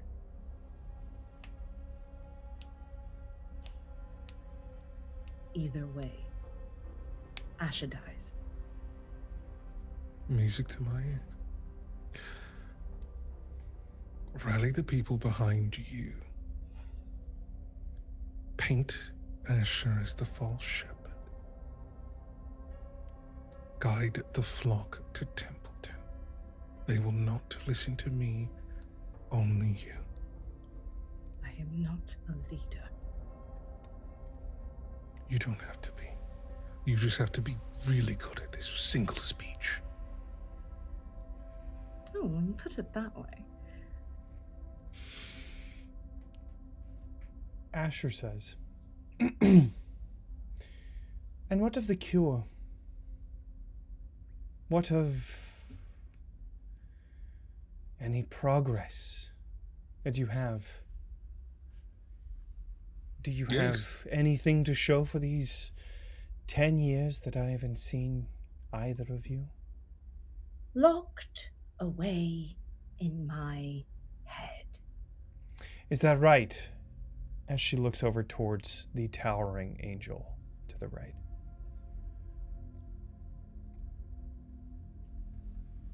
The angel points to Torin. That one has sheets of paper detailing out research to a cure. And I would like them. I would like to... I'm not going to waste that time. I ignore Asher and I step up to the empty throne. I do not sit. I stand in front of it. Does anyone stop me? Does anyone stand? No, I think The halfling, so we have 4 seats and then one behind that's raised. That's Asher. This one is filled. This one is filled. This one is filled. The empty one is this one. You see both the halfling and the dwarf both get up and move to the back. Just to your right, you see that towering angel. And now that you're up here, you see that they are within this summoning circle.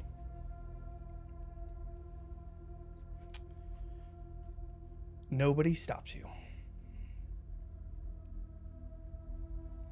I think Ilora's hand comes to rest atop the throne as she looks up at that angel statue. And under her breath, there is a very soft prayer of soul. And she says, "Thrones in the dark mean nothing. They mean nothing. 10 years out there, 10 years in here. Cures. We are trying. Everyone in the world is trying. Many are failing. But while everyone in the world is looking for a cure, people are living without you. The world is moving without you. There is a city built by clanks running on blighters right now. There are people using farms powered by these things, surviving against the odds, not cowering here. I am to protect you. I am to bring you the light. I am trying. And while I do that, I think I must bring you first to the light itself. Asher will keep you here, asking questions, growing suspicious, picking at old scars. The entire world is scarred, but soul's light awaits all of us, all of you. Freedom. There are no thrones in soul's embrace. This you know.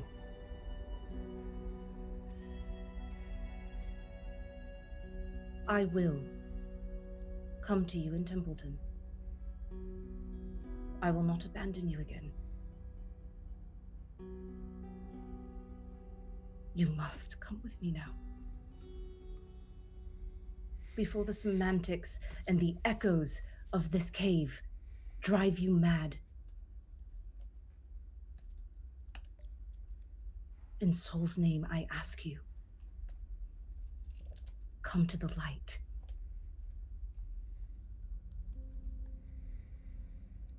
And I would very much like to, hopefully, try to convince as many people as possible to agree to Roila's terms. Absolutely.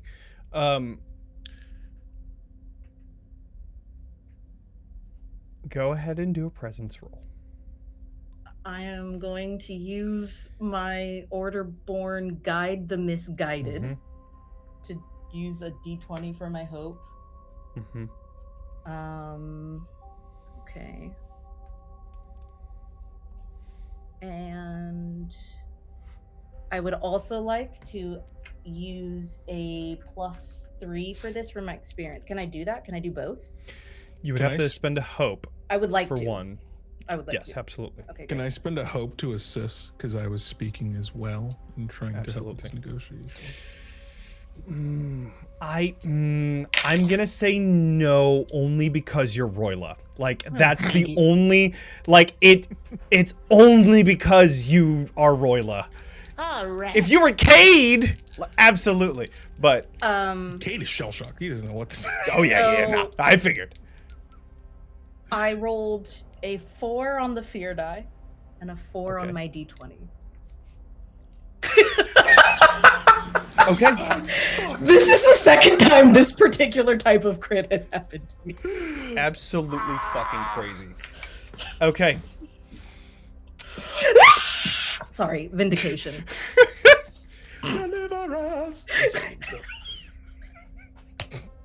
You don't know the results of that speech, Yeah. at least from the beginning. You would have to wait and see how many people you've convinced. Yes. However, before we get to that point, you hear this angel standing next to you says, "Lies. I know when one is lying. She would abandon you just like she did before. These people are here to hurt us, to keep us pushed down in their oppression as they walk away from their destiny. No. No. We will not let this happen again. Not for a second time." And at that, Can I? you see guards beginning to move up. Yes. As that happens, Roila will begin to take off his bear pelt cape, start to roll his sleeves, Oh boy. and as that happens, we'll say, "Her offer still stands. The portal will be ready in 8 hours.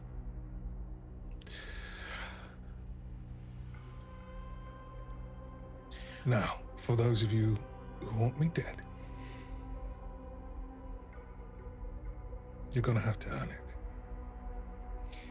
And that is where we are going to end tonight's session.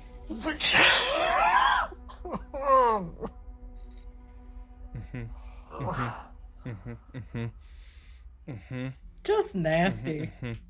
Just Wonderful. Wonderful. filthy. Well, with that being said, let's go around the table and tell everybody who we are. Starting with Daniel. Hey, gang! My name is Daniel K. Hargrove, also known as Daniel the DM, and I've been Kade/Roila. Oh boy, what an episode, huh? What a low, easygoing, almost like a low-key, lo-fi kind of like chill vibes episode. You can find me all over the internet at Daniel the DM. That could be Instagram, TikTok, Twitch, wherever it may be. And don't forget to catch me at twitch.tv/Daniel the DM on February 21st, where I'll be GMing the cast of Bitten, along with Oathbreaker, Carrie, Danny G, and Diana the Rose, in a Dagger Heart one-shot set in space for charity. So That's it. excited. Join us next Saturday, sorry, February 21st. So fucking excited. Anywho, Kelly. Ah! Ah! Hi. I just first of all want to thank everyone watching for joining us for this truly light-hearted romp, stress-free. I didn't have any heart palpitations during it. Certainly not. That would be crazy. I'm Kelly. I go by the Kellhop on the internet, and I love it here. And I'm scared. And that's what I have to say. Great. Wonderful. Let's move on over to Meadow. Howdy, I'm legitimately shaking. I think my body has released hormones into the rest of my system that is making me think this is real. So slay. You can find me everywhere on the internet that matters at Howdy Love Darlin or Howdy Love Darlin GM. I guess I'm the savior. No pressure. Is that girl? So much. I'm like shaking. You can find me on Fridays going forward from now until forever at 8 p.m. Eastern on my channel on Twitch for Hex High, Swanless and Wired, and all black actual play where we play very powerful witches, stealing very powerful items and trying not to face any consequences ever. And Woo! that's me. Meh! Hello there, my name is Mare. You can find me all over the internet at Oh Hello Mare. I am a variety content creator, and I also get to play here with my really cool friends here on Bitten. That's pretty much where you can find me right now. I sometimes squawk about K-pop on the internet, but beyond that, mostly have been relatively normal. With it, well, you know, I'm just mostly losing my mind over characters. So, I will Yeah. catch you here next time. Woo! Kujo. Kujo, come back. to us. Okay. Okay. All right. You can I think he mad at me. No. No. Yes, but no. Who the fuck was that angel? Hi, everybody. I am Kujo. You can find me all over places at Kujo Plays Games, or you can follow Crit Hit Chronicles for official show announcements, updates, that sort of thing. As previously stated, February 21st, Roll with Hope. We're raising money for a wonderful cause, and I'm very excited to see how insane that's going to go. It's going to be really great. Gonna be so good. Fucking okay. do this. You can yo got it. You got it, baby. You can catch us on Fridays for Shadows Over Baldur's Gate, our spiritual sequel campaign to the award-winning video game Baldur's Gate 3. This week we're going to be doing a special one-shot, as they have called it, in the Shadows Over Baldur's Gate cinematic universe. Things are going to be fun. If you are a fan of podcasts of the supernatural / Buffy variety, go check out The Road to Hell, an award-winning podcast by Messy Crit Productions of Hunter the Reckoning. Outside of that, catch us for more cozy video games sometimes, and that's me. Jonny, it's your turn. Hey everybody, I'm Jonny. I'm the GM for Bitten, and I get to play finally. Well, not finally. I've been able to play. No. But I get to play again next Saturday, February 21st at 4 p.m. Pacific time, 7 p.m. Eastern. Gotta represent the Pacific Coast. But I also have a How to Play Daggerheart series on my YouTube channel, so if you're watching this as a recording on YouTube, check it out. Also, cool little announcement here. Bitten in its entirety is now available on the Darrington Press YouTube channel. So if you're checking out Darrington Press and you're looking at the playlists, go check it out. It's right on there. So we're super excited to be able to be spotlighted there, and super thankful for Darrington Press for giving us the opportunity to be on their YouTube channel. We're super stoked. It's unreal. Absolutely unreal. But besides that, I'm talking XP all over the interwebs, so if you want to follow me and do stuff like that, that's where you can find me. Also, comment. Y'all, we've been getting a bunch of comments recently. We look at every single one. I want you to know that. Like, we And we look cry at about every single comment. So when you do that, and you tell us, like, there was a person today that I realized that said that we were helping them get through that depression. Like, that was huge. It was huge. And so we see each of these comments, and it's huge. It's so important to us. And I'm so glad that this story is just as important for each of you. So thank you so much for being here. And if you like what you see and you wanna tell us something, easy way to do that is send us a comment. We love them. But that's it. That's it over here. Everything was just so happy joy today. I'm so excited. Whew, next session's definitely not going to be a problem. It's going to be so much fun. Oh, by the way, everybody leveled up, so they're at level 5 now, which means that I get access to tier 3 monsters. No, So only it's gonna we're be supposed great. to level up, Johnny. It's going to be great. So with that, Someone stop him! Someone stop who him! are we going to be raiding tonight? It looks like Nerd Immersion is currently live with some D&D. We love Ted here in this house.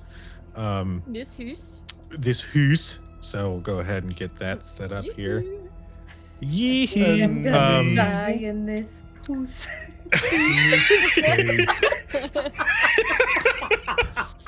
But sincerely, Johnny mentioned this earlier. That's how it goes. We sincerely appreciate and love every single one of you watching.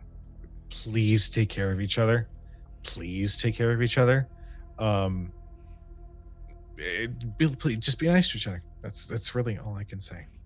But we love you. We appreciate you, and we will see you guys next time. Good night, everybody. Bye, everyone.